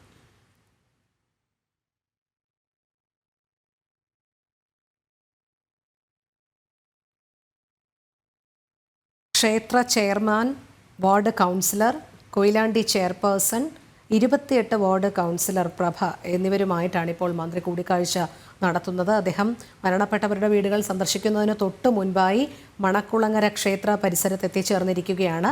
അവിടെ ക്ഷേത്ര കമ്മിറ്റിക്കാരുമായാണ് സംസാരിക്കുന്നത്. ക്ഷേത്ര chairman Shenet, ward councillor Shiju, Koyilandy chairperson Sudha, 28 ward councillor Prabha എന്നിവരുമായി ഇപ്പോൾ കൂടിക്കാഴ്ച നടത്തി കാര്യങ്ങൾ വിശകലനം ചെയ്യുകയാണ്. തത്സമയ ദൃശ്യങ്ങളാണ് നമ്മൾ കാണുന്നത്. എന്തായാലും മന്ത്രി സന്ദർശനം നടത്തിയ ശേഷം മാധ്യമങ്ങളുമായി പ്രതികരിക്കാനാണ് സാധ്യത. സ്ഥലത്ത് ഉണ്ട്. മന്ത്രിയുടെ പ്രതികരണം ഇപ്പോൾ ലഭിക്കുമോ എന്നുള്ള കാര്യം നമുക്ക് നോക്കാം.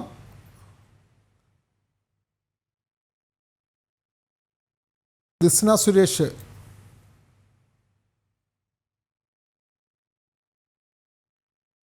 എന്തായാലും ആനയുടെ ആക്രമണം നടന്ന ആ പ്രദേശങ്ങൾ മന്ത്രി നേരിട്ട് കാണുകയാണ്. ക്ഷേത്രത്തിലെ നമുക്കറിയാം, ക്ഷേത്രത്തിൻ്റെ ഓഫീസ് അടക്കം ആന തകർക്കുന്ന ഒരു സാഹചര്യം ഉണ്ടായിരുന്നു. ആനയുടെ ആക്രമണത്തിൽ കെട്ടിടങ്ങൾ തകരുന്ന സാഹചര്യം ഉണ്ടായിരുന്നു. അങ്ങനെയാണ് 3 പേർക്ക് പരിക്കേൽക്കുകയും അവർ മരിക്കുകയൊക്കെ ചെയ്യുന്നത്. എന്തായാലും ഈ എഴുന്നള്ളിപ്പ് നടന്ന പ്രദേശം, ആന വിരണ്ടോടിയ ആ ഭാഗങ്ങളിലുണ്ടായ നാശനഷ്ടങ്ങളൊക്കെ മന്ത്രി നേരിട്ട് വിലയിരുത്തുകയാണ്.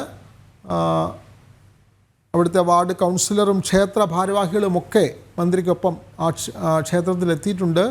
ഇതിനുശേഷം മന്ത്രി മരണപ്പെട്ടവരുടെ വീടുകളും സന്ദർശിക്കുമെന്നുള്ള റിപ്പോർട്ടാണ് നമുക്ക് ലഭിക്കുന്നത്.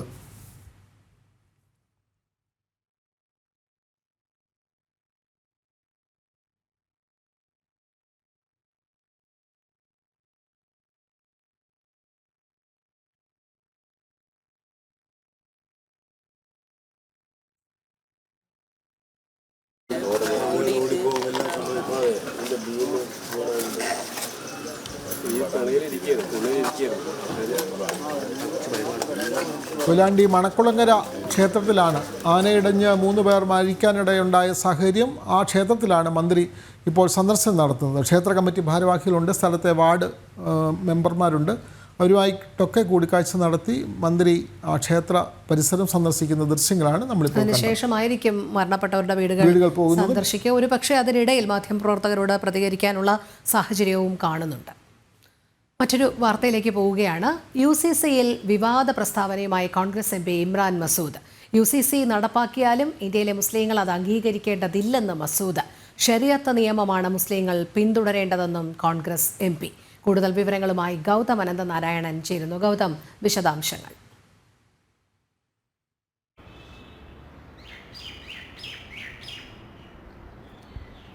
രോഹിണി, ഉത്തർപ്രദേശിലെ ഷഹാറൻപൂരിൽ നിന്നുള്ള കോൺഗ്രസിന്റെ MP ആണ് ഇപ്പോൾ ഏകീകൃത സിവിൽ കോഡുമായി ബന്ധപ്പെട്ട് ഇത്തരമൊരു പരാമർശം നടത്തിയിരിക്കുന്നത്. UPയിലെ ഒരു മാധ്യമവുമായി നടത്തിയ അഭിമുഖത്തിനിടയിൽ UCCയുമായി ബന്ധപ്പെട്ട ചോദ്യങ്ങൾക്കുള്ള ഉത്തരത്തിലാണ് ഇമ്രാൻ മസൂദ് ഇന്ത്യയിലെ മുസ്ലിങ്ങൾ ഒരു രീതിയിലും UCC വന്നാൽ അത് അംഗീകരിക്കേണ്ടതില്ല എന്ന ഒരു നിലപാട് മുന്നോട്ട് വയ്ക്കുന്നത്. നിലവിൽ നമുക്കറിയാം, ഉത്തരാഖണ്ഡ് സംസ്ഥാനത്ത് BJP ഏകീകൃത സിവിൽ കോഡ് നടപ്പാക്കി കഴിഞ്ഞു. ഏകീകൃത സിവിൽ കോഡ് എങ്ങനെയാണ് സംസ്ഥാനത്ത് നടപ്പാക്കേണ്ടത് എന്നതിനെപ്പറ്റി പഠിക്കാൻ ഗുജറാത്തിൽ പുതിയ സമിതിയെ ഭൂപേന്ദ്ര പട്ടേലിൻ്റെ നേതൃത്വത്തിലുള്ള സർക്കാർ നിയമിച്ചിട്ടുണ്ട്. അസാമിലും ഇത് സംബന്ധിച്ചുള്ള പഠനങ്ങൾ നടക്കുന്നു. അങ്ങനെ BJP ദേശീയ തലത്തിൽ തന്നെ എല്ലാ സംസ്ഥാനങ്ങളിലും ഏകീകൃത സിവിൽ കോഡ്, ഏക വ്യക്തി നിയമം കൊണ്ടുവരാനുള്ള ശ്രമം വളരെ ഊർജിതമായി നടത്തുന്നതിനിടയിലാണ് ഇപ്പോൾ കോൺഗ്രസിന്റെ MP ഇത്തരം ഒരു പരാമർശം നടത്തിയിരിക്കുന്നത്. മാത്രമല്ല ഇമ്രാൻ മസൂദ് പറയുന്നത് UCCയെ എതിർക്കുന്നു എന്ന് മാത്രമല്ല, ഭാരതത്തിലെ മുസ്ലിങ്ങൾ ശരിയ നിയമം പിന്തുടർന്നാൽ മതി എന്നുള്ളതാണ്. നമുക്കറിയാം പാകിസ്ഥാനും അഫ്ഗാനിസ്ഥാനും ബംഗ്ലാദേശും ഒക്കെ പോലെയുള്ള തീവ്ര ഇസ്ലാമിക രാഷ്ട്രങ്ങളാണ് പൊതുവെ ശരിയ നിയമങ്ങൾ മുന്നോട്ട് വയ്ക്കുകയും അതിൻ്റെ അടിസ്ഥാനത്തിൽ രാജ്യത്തെ ജനങ്ങൾ ജീവിക്കണമെന്ന് ആഹ്വാനം ചെയ്തത്. ഇതിപ്പോൾ ഇന്ത്യയിലെ മുസ്ലിങ്ങളും ശരിയ നിയമത്തിൻ്റെ അടിസ്ഥാനത്തിൽ മാത്രം മുന്നോട്ട് പോയാൽ മതി എന്ന ഒരു ആഹ്വാനം വയ്ക്കുന്നതിലൂടെ തീവ്ര ഇസ്ലാമിക ഗ്രൂപ്പുകളെ ഒരിക്കൽ കൂടി പ്രീണിപ്പിക്കുവാൻ കോൺഗ്രസ് ശ്രമിക്കുന്നു എന്നതിൻ്റെ കൃത്യമായ ഉദാഹരണമാണ് ഇദ്ദേഹത്തിൻ്റെ പ്രസ്താവനയിലൂടെ നോക്കിക്കാണാൻ പറ്റുന്നത്. ഈ ഇമ്രാൻ മസൂദ് ഇതിനു മുൻപും പല രീതിയിലുള്ള വിവാദവും അതോടൊപ്പം തന്നെ ഇതര മതവിഭാഗങ്ങളെ പ്രകോപിപ്പിക്കുന്നതുമായ രീതിയിലുള്ള പ്രസ്താവനകൾ നടത്തിയിട്ടുണ്ട്. മുൻപ് 2014 ലോക്സഭാ തെരഞ്ഞെടുപ്പിൻ്റെ സമയത്താണ് നരേന്ദ്രമോദിയെ, ഇപ്പോഴത്തെ പ്രധാനമന്ത്രിയും അന്നത്തെ BJPയുടെ പ്രധാനമന്ത്രി സ്ഥാനാർത്ഥിയായി മത്സരിക്കുകയും ചെയ്ത നരേന്ദ്രമോദിയെ കൊലപ്പെടുത്തും എന്നത് സംബന്ധിച്ചുള്ള ഒരു പരാമർശം ഇമ്രാൻ മസൂദ് നടത്തുകയും ഇയാളെ അന്ന് തന്നെ പോലീസ് അറസ്റ്റ് ചെയ്യുകയും ഒക്കെ ചെയ്ത സംഭവം ഉണ്ടായിട്ടുണ്ട്. അങ്ങനെ പല ഘട്ടങ്ങളിലും വിവാദ പ്രസ്താവനകൾ തുടർച്ചയായി നടത്തുന്ന കോൺഗ്രസിൻ്റെ MP-യാണ് ഇമ്രാൻ മസൂദ്. ഇയാളാണ് ഇപ്പോൾ ശരിയ നിയമമാണ് ഇന്ത്യയിലെ മുസ്ലിങ്ങൾ പിന്തുടരേണ്ടത്, ഏകീകൃത സിവിൽ കോഡ് പോലെയുള്ള നീക്കങ്ങളെ ഒരു കാരണവശാലും ഇന്ത്യയിലെ മുസ്ലിങ്ങൾ അംഗീകരിക്കേണ്ടതില്ല എന്ന പ്രസ്താവനയുമായി രംഗത്തെത്തിയിരിക്കുന്നത്. അതെ ഗൗതം, അതേപോലെ ഡൽഹിയിൽ നിന്നുള്ള വളരെ പ്രധാനപ്പെട്ട ഒരു രാഷ്ട്രീയ വാർത്ത കൂടിയുണ്ടല്ലോ. പുതിയ ഡൽഹി മുഖ്യമന്ത്രിയെ ഇന്ന് പ്രഖ്യാപിക്കാനാണല്ലോ സാധ്യത. ഇന്ന് BJP നിയമസഭാ കക്ഷി യോഗവും ഉടൻ ചേരുന്നു. കക്ഷി നേതാവിനെ ഇന്ന് തെരഞ്ഞെടുക്കും. പ്രധാനമന്ത്രി നരേന്ദ്രമോദി ദ്വിരാഷ്ട്ര സന്ദർശനം പൂർത്തിയാക്കി ഇന്നലെ ഡൽഹിയിൽ മടങ്ങി വരികയും ചെയ്തു. സത്യപ്രതിജ്ഞ 20-ന് നടത്താനാണല്ലോ ആലോചന. അപ്പോൾ മുഖ്യമന്ത്രിയെ ഇന്ന് തന്നെ അറിയാം. പ്രധാനപ്പെട്ട ആരുടെയൊക്കെ പേരുകളാണ് ഈ ഘട്ടത്തിൽ ഉയർന്നു വരുന്നത് ഗൗതം?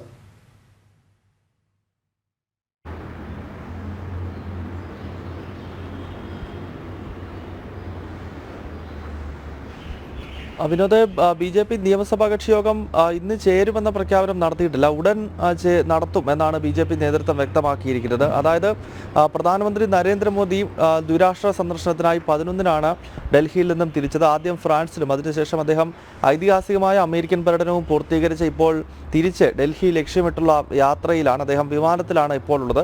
ഇന്ന് പ്രധാനമന്ത്രി തിരിച്ച് ഡൽഹിയിലെത്തും. അതിനുശേഷം ഇത് സംബന്ധിച്ചുള്ളൊരു അന്തിമമായ തീരുമാനമുണ്ടാകും. ഒരുപക്ഷെ ഇന്ന് അതല്ലെങ്കിൽ അടുത്ത ദിവസങ്ങളിലാകും BJP നിയമസഭാ കക്ഷി യോഗം ചേർന്ന് മുഖ്യമന്ത്രിയെ സംബന്ധിച്ചുള്ള തീരുമാനമെടുക്കുക. അതിനു മുൻപ് BJPയുടെ ദേശീയ നേതൃത്വമാണ് ആരെ തെരഞ്ഞെടുക്കണമെന്നത് സംബന്ധിച്ചുള്ളൊരു നിർദ്ദേശം മുന്നോട്ട് വയ്ക്കുന്നത്. ഒപ്പം നിരീക്ഷകരെ പ്രഖ്യാപിക്കേണ്ടതുണ്ട്. ആ പ്രഖ്യാപനം ഒരുപക്ഷെ ഇന്ന് ഉണ്ടായേക്കാം. അതായത് കേന്ദ്ര നിരീക്ഷകരുടെ നേതൃത്വത്തിലാണ് ഈ നിയമസഭാ കക്ഷി യോഗം. അതായത് മുഴുവൻ MLA-മാരുടെയും യോഗം ചേരേണ്ടത്. അത് ഡൽഹിക്ക് പുറത്തുള്ളവരാകണം ആ നിരീക്ഷകർ എന്നതാണ് BJPയുടെ ഭരണഘടന ചൂണ്ടിക്കാണിക്കുന്നത്. അതിനാൽ തന്നെ അടുത്ത ദിവസങ്ങളിൽ ഒരുപക്ഷെ നിയമസഭാ കക്ഷി യോഗം ചേർന്നേക്കാം. ഇതിൻ്റെ നിരീക്ഷകരെ ഇന്ന് വൈകുന്നേരം പ്രഖ്യാപിക്കാനുള്ള സാധ്യതയുണ്ട്. എന്തായാലും ഈ വരുന്ന ആഴ്ച, അതായത് ഈ ഞായറാഴ്ച തുടങ്ങുന്ന അടുത്ത ആഴ്ചയിൽ തന്നെ പുതിയ സർക്കാരിൻ്റെ സത്യപ്രതിജ്ഞ ഉണ്ടാകുമെന്ന കാര്യത്തിൽ യാതൊരു സംശയവുമില്ല. നിലവിൽ മുഖ്യമന്ത്രി ആരാകണമെന്ന് സംബന്ധിച്ചുള്ള അന്തിമ തീരുമാനം BJP സംസ്ഥാന ഘടകം ദേശീയ നേതൃത്വത്തിന് ഏൽപ്പിച്ചിരിക്കുകയാണ്. ദേശീയ നേതൃത്വവും BJPയുടെ പാർലമെന്ററി ബോർഡും അത് സംബന്ധിച്ചൊരു അന്തിമ തീരുമാനമെടുത്തതിന് ശേഷം പിന്നീട് അത് ഈ നിയമസഭാ കക്ഷി യോഗത്തിനകത്ത് അത് സംബന്ധിച്ചുള്ള ഔദ്യോഗികമായ പ്രഖ്യാപനം ഉണ്ടാകും. നിരവധി പേരുകൾ ഇതിനകം ഉയർന്നു കേൾക്കുന്നുണ്ട്. നമുക്കറിയാം പർവേഷ് വർമ്മയെ പോലുള്ള നേതാക്കൾ, അതോടൊപ്പം തന്നെ വിജേന്ദർ ഗുപ്തയെ പോലെ, സതീഷ് ഉപാധ്യയെ പോലെ, ആശിഷ് സൂഡിനെ പോലെയൊക്കെയുള്ള നിരവധി മുഖങ്ങൾ ഈ 48 പേരിൽ മുഖ്യമന്ത്രി സ്ഥാനത്തേക്ക് പരിഗണിക്കാൻ കഴിവുള്ളതായിട്ടുള്ള അല്ലെങ്കിൽ അത് ഏൽപ്പിക്കാൻ പറ്റുന്നതായിട്ടുള്ള നിരവധി മുഖങ്ങൾ ഈ തവണ വിജയിച്ചു വന്നിട്ടുണ്ട്. വനിതകളുടെ പ്രാതിനിധ്യത്തിൽ വ്യക്തമാണ്. ഉടൻ നിയമസഭാ കക്ഷി യോഗം ഉടൻ ചേരുമെന്നാണ് പറഞ്ഞത്. ഇന്ന് ചേരും എന്നുള്ളതല്ല, വളരെ പെട്ടെന്ന് അത് അക്കാര്യത്തിൽ തീരുമാനമാകും. പ്രധാനമന്ത്രി മടങ്ങിയെത്തിയാൽ ഉടൻ തന്നെ അക്കാര്യത്തിൽ തീരുമാനമാകുമെന്നാണ് ഗൗതം റിപ്പോർട്ട് ചെയ്യുന്നത്. മന്ത്രി AK ശശീന്ദ്രൻ അവിടെ നേരത്തെ നമ്മൾ സൂചിപ്പിച്ചല്ലോ, ആന ഇളഞ്ഞ അപകടമുണ്ടായ അതെ ക്ഷേത്രത്തിൽ AK ശശീന്ദ്രൻ മാധ്യമങ്ങളെ കാണുന്നു. മന്ത്രിതല സ്ഥലത്തിൽ ആലോചിച്ച് തീരുമാനമെടുക്കുക എന്നതാണ് ഇപ്പോൾ നമ്മുടെ മുമ്പിലുള്ള വഴി. ബന്ധപ്പെട്ട കുടുംബാംഗങ്ങളും മരണപ്പെടാനിടയായ കുടുംബാംഗങ്ങളോട് ഗവൺമെൻറ്റിനും എനിക്കുമുള്ള അഗാധമായ ദുഃഖം രേഖപ്പെടുത്താനും അനുശോചനം അറിയിക്കാനും ഈ സന്ദർഭം ഞാൻ ഉപയോഗപ്പെടുത്തും. ഈ ആന വിരളാനുള്ള കാരണം നമ്മൾ 3 വകുപ്പുകളും ഏകീകരിച്ച് തന്നെ ആണോ കണ്ടെത്തിയിരിക്കുന്നത്? അതിൽ അസാധാരണമായ ഒരു സംഭവം ഉണ്ടായതെന്ന് പറയുന്നത് വെടിക്കെട്ടുമായി ബന്ധപ്പെട്ട പ്രശ്നമാണ് ഇപ്പോൾ ചൂണ്ടിക്കാണിച്ചിട്ടുള്ളത്. വെടിക്കെട്ടിൻ്റെ ശബ്ദം ആനകളെ പരിഭ്രാന്തരാക്കി എന്നാണ് ലഭിച്ചിട്ടുള്ള വിവരം. അപ്പോൾ അതൊക്കെ ഇനിയിപ്പം നമ്മൾ അതിൻ്റെ തെളിവുകളെക്കുറിച്ച് ഇപ്പം നമ്മൾ പൊതുസമൂഹം ഞാൻ സംസാരിക്കുന്നതിൽ നല്ലത് നിയമപരമായി നോക്കട്ടെ. നിയമത്തിൻ്റെ വഴി ഇതല്ലെങ്കിൽ ഞാനൊന്ന് പറഞ്ഞാൽ അതിന് തെറ്റിപ്പോയാൽ എൻ്റെ ഒരു നിഗമനമല്ലല്ലോ വേണ്ടത്. നിഗമനം വേണ്ടത് അന്വേഷണ സംഘത്തിൻ്റെ നിഗമനമാണ്. എൻ്റേത് ഒരു പൊതുധാരണയിൽ നിന്ന് ഞാൻ ഈ അഭിപ്രായം പറഞ്ഞെന്ന് മാത്രമേ ഉള്ളൂ. പക്ഷേ നിയമപരമായി എന്തൊക്കെ വീഴ്ചയാണ് ഉണ്ടായിട്ടുള്ളത് അതിന് ഉത്തരവാദികൾ ആരായിരുന്നാലും കർശനമായ നിലപാട് സ്വീകരിക്കാനാണ് തീരുമാനിച്ചിട്ടുള്ളത്. മറ്റൊന്ന് നഷ്ടപരിഹാരം പോലുള്ള ധനസഹായം പോലുള്ള കാര്യങ്ങൾ മരിച്ചവർക്കും പരിഗണിക്കും. അല്ല, ഇതിൽ സാധാരണ ക്ഷേത്രങ്ങൾ തന്നെയാണ് ഉള്ള ഒരു കീഴ്വഴക്കാണ് പിടിയുള്ളത്. ആ കീഴ്വഴക്കത്തിനനുസരിച്ച് കാര്യങ്ങൾ പോകട്ടെ എന്നുള്ളതാണ് ഇപ്പോഴത്തെ ആലോചന. ഇനി അത് ഞാൻ പറഞ്ഞത് എന്തെങ്കിലും ഉണ്ടെങ്കിൽ അത് ഞാൻ മാത്രമായ ഒരു തീരുമാനം പ്രഖ്യാപിക്കാനോ പറയാനോ സാധിക്കില്ല. തീർച്ചയായും അവർക്കുള്ള ഇൻഷുറൻസ് പരിരക്ഷ ഉൾപ്പെടെയുള്ള കാര്യങ്ങളുണ്ടെന്നാണ് മനസ്സിലാക്കിയിട്ടുള്ളത്. എന്നാലും നമുക്ക് ഈ പ്രശ്നം നാട്ടിലെ ഒരു പ്രശ്നമായതുകൊണ്ട് തന്നെ ബഹുമാനപ്പെട്ട MLA സംസാരിച്ചിട്ടുണ്ട്. അത് മുഖ്യമന്ത്രിയുടെ ശ്രദ്ധയിൽപ്പെടുത്തണമെന്ന് അവർ പറഞ്ഞിട്ടുണ്ട്. അതിൻ്റെ അടിസ്ഥാനത്തിൽ ഇന്ന് മുഖ്യമന്ത്രി കോഴിക്കോട് എത്തുന്നുണ്ട്. അദ്ദേഹത്തെ കണ്ട് കാര്യങ്ങൾ ധരിപ്പിക്കണം എന്നാണ് ഞാൻ ആഗ്രഹിക്കുന്നത്. അല്ല, അത് ഞാൻ പറഞ്ഞല്ലോ, മണക്കുളങ്ങര ക്ഷേത്ര പരിസരത്തെത്തിയ വനമന്ത്രി കെ ശശീന്ദ്രൻ മാധ്യമങ്ങളോട് പ്രതികരിക്കുകയായിരുന്നു. രവീന്ദ്രൻ എന്ന് പറയുന്ന പ്രേക്ഷകൻ പറയുന്ന 1.5 ലക്ഷം രൂപയെങ്കിലും ആ കുടുംബത്തിന് ധനസഹായം അനുവദിക്കണം എന്നുള്ളതാണ്. എന്തായാലും അക്കാര്യത്തിൽ സർക്കാർ തീരുമാനം ഉണ്ടാകുമെന്ന് തന്നെയാണ് മന്ത്രി പറയുന്നത്. നമുക്ക് മറ്റൊരു പ്രധാനപ്പെട്ട വാർത്തയിലേക്ക്. ഡൽഹിയിൽ RSSന് പുതിയ പ്രാന്ത കാര്യാലയം ജണ്ടേവാലയിലെ കേശവ് കുഞ്ചാണ് അത്യാധുനിക രീതിയിൽ പുതുക്കി നിർമ്മിച്ചത്. ഈ മാസം 19-ന് കാര്യാലയത്തിൻ്റെ പ്രവേശനോത്സവം നടക്കും. കേശവകുഞ്ചിൽ നേരത്തെ ഉണ്ടായിരുന്ന ഡൽഹി പ്രാന്ത കാര്യാലയമാണ് പുതുക്കി പണിതത്. സാധന, പ്രേരണ, അർച്ചന എന്നീ 3 ടവറുകളിലായാണ് കാര്യാലയം. ഓരോ ടവറിലും 12 വീതം നിലകൾ. പുതിയ കാര്യാലയത്തിൽ 300-ലധികം മുറികളുമുണ്ട്. വിവിധ ക്ഷേത്ര സംഘടനകളുടെയും ഓർഗനൈസർ, പാഞ്ചജന്യ എന്നിവയുടെയും പ്രവർത്തനമാണ് സാധന ടവറിൽ നടക്കുക. പ്രജ്ഞാപ്രവാഹിന്റെ ഓഫീസ് ഇവിടെ ഇതിനകം പ്രവർത്തനം ആരംഭിച്ചു കഴിഞ്ഞു. അഖില ഭാരതീയ കാര്യകർത്താക്കൾക്കും ക്ഷേത്രീയ കാര്യകർത്താക്കൾക്കും താമസിക്കാനുള്ള വ്യവസ്ഥയാണ് പ്രേരണ ടവറിൽ. ഗ്രൗണ്ട് ഫ്ലോറിൽ ഹനുമാൻ ക്ഷേത്രവുമുണ്ട്. കാര്യാലയത്തിലെ ജീവനക്കാർക്കും ഡൽഹിയിലെത്തുന്ന സ്വയം സേവകർക്കും താമസമൊരുക്കുന്നത് അർച്ചന ടവറിലാണ്. 3 വലിയ ഹാളുകൾ സജ്ജീകരിച്ചിട്ടുണ്ട്. വിശ്വ ഹിന്ദു പരിഷത്തിന്റെ മുൻ അധ്യക്ഷൻ അശോക് സിംഗാളിന്റെ നാമത്തിലാകും പ്രധാന ഹാൾ അറിയപ്പെടുക. 8500ഓളം പുസ്തകങ്ങളുള്ള കേശവ പുസ്തകാലയമാണ് മറ്റൊരു ആകർഷണം. 2016-ൽ RSSന്റെ സർസംഘചാലക് ഡോക്ടർ മോഹൻ ഭാഗവതാണ് പുതിയ പ്രാന്ത കാര്യാലയത്തിന്റെ ശിലാന്യാസം നടത്തിയത്. 75,000-ഓളം സ്വയം സേവകരിൽ നിന്നും ലഭിച്ച 100 കോടി ചെലവഴിച്ചാണ് കാര്യാലയത്തിന്റെ നിർമ്മാണം. 1939-ലാണ് ജണ്ടേവാലയിൽ ആദ്യമായി കാര്യാലയം വരുന്നത്. 8 വിഭാഗങ്ങളിലായി 30 സംഘജില്ലകളും 173 നഗറും അടങ്ങുന്നതാണ് ഡൽഹി പ്രാന്തം. ജനം, ഡൽഹി. ശബരിമല സന്നിധാനത്ത് 5 മാസം പ്രായമുള്ള ഒരു കുഞ്ഞയ്യപ്പൻ്റെ കളിയും ചിരിയുമായി ഏറെ നേരം ഭക്തരുടെ മനം കവർന്ന കാഴ്ചകളിലേക്കാണ് നമ്മൾ ഇനി പോകുന്നത്.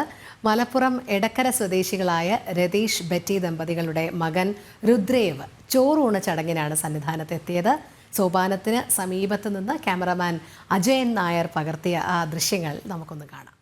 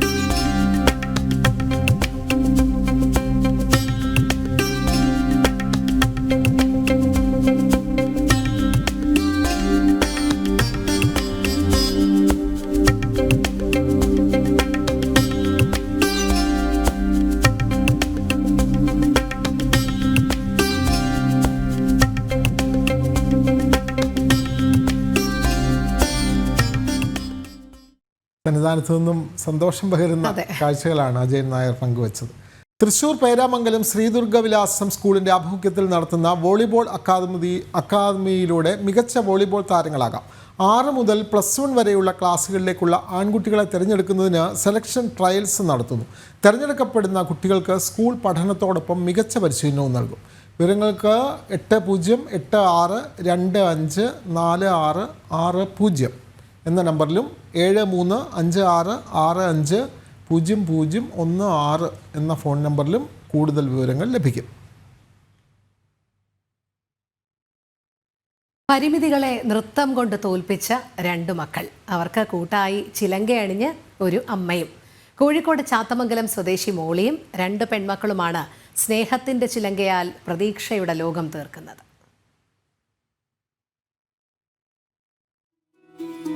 ഈ അമ്മ മക്കളുടെ കൈപിടിച്ചു പോകുന്നത് അവരുടെ സ്വപ്നങ്ങളിലേക്കാണ്.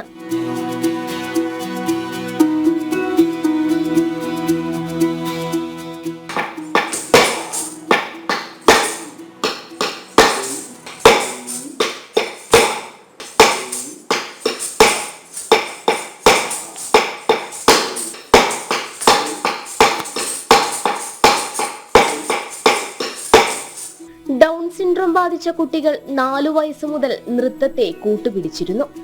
ഐശ്വര്യയുടെയും അരുന്ധതിയുടെയും ഇഷ്ടത്തിന് അമ്മ തന്നെയാണ് എന്നും കൂട്ട്.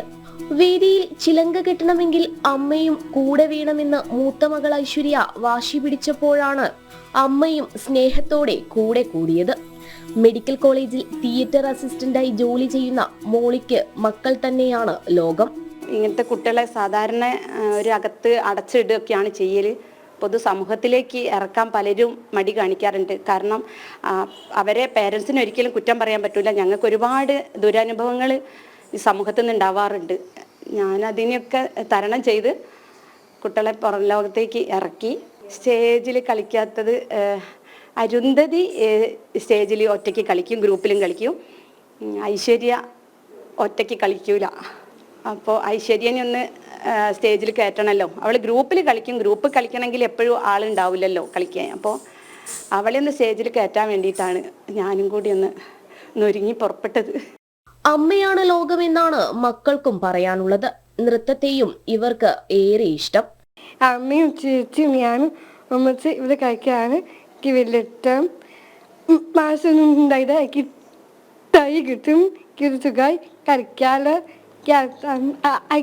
അയച്ചില്ല മനസ്സ് പോയാണ് ഞങ്ങൾ മാതാവ് കളിക്കുന്നത്. ഗമ്യാണ് എൻ്റെ രോഗം. ശിഷ്യരായ 3 പേരെ കുറിച്ച് പറയുമ്പോഴും നൃത്താധ്യാപകനായ ദിനേശ് നെച്ചൂളിക്ക് ഏറെ സന്തോഷം. ഇവര് സാധാരണ കുട്ടികൾ ചെയ്യണ പോലെ അത്ര പെട്ടെന്ന് അങ്ങോട്ട് ചെയ്യില്ല. എന്നാലും കാണിച്ചു കൊടുത്താൽ അതേപോലെ ഞാൻ എന്ത് കാണിച്ചു കൊടുത്താലും അവർ ചെയ്യും. അതേപോലെ എങ്ങനെ കാണിക്കണം, എങ്ങനെ കരയണം, എങ്ങനെ അഭിനയിക്കണം, എങ്ങനെ ചിരിക്കണം ഒക്കെ പറഞ്ഞാൽ അവർ ചെയ്യും. പക്ഷെ കുറച്ച് മെല്ലെ ആയിരിക്കുന്നു മാത്രം. അത്ലറ്റിക്കിലും മാജിക്കിലും മിടുക്കികളാണ് ഇരുവരും. സ്നേഹത്തോടെ കരുതലോടെ അമ്മ കൂടെയുള്ളപ്പോൾ എന്നും ഹാപ്പിയാണ് ഇരുവരും. ഒരുപാട് ജീവിതങ്ങൾക്ക് വെളിച്ചമാണ്, തെളിച്ചമാണ് ഈ അമ്മയും മക്കളും. മക്കളുടെ ആഗ്രഹം പൂർത്തീകരിക്കുവാൻ വേണ്ടിയാണ് ഈ അമ്മ ചിലങ്കയണിഞ്ഞത്. ഇവർ നൃത്തം ചെയ്യുമ്പോൾ അമ്മയ്ക്ക് മാത്രമല്ല കണ്ടു നിൽക്കുന്നവർക്കും നിറഞ്ഞ സന്തോഷം. ക്യാമറമാൻ പ്രശോഭ് കുറ്റിയിലിനോടൊപ്പം ദിസ്ന സുരേഷ്, ജനം, കോഴിക്കോട്. നമുക്ക് ഈ ബുള്ളറ്റിനോടെ പുത്തൻപുലരി ഇവിടെ അവസാനിക്കുകയാണ്. ഇനിയും നിരവധി വാർത്തകളുണ്ട്. ഇനിയും ലൈവ് റിപ്പോർട്ട്സ് ആയി രജനി ചേരും. എല്ലാ പ്രേക്ഷകർക്കും ഒരു ശുഭദിനം ആശംസിക്കുന്നു. നമസ്തേ.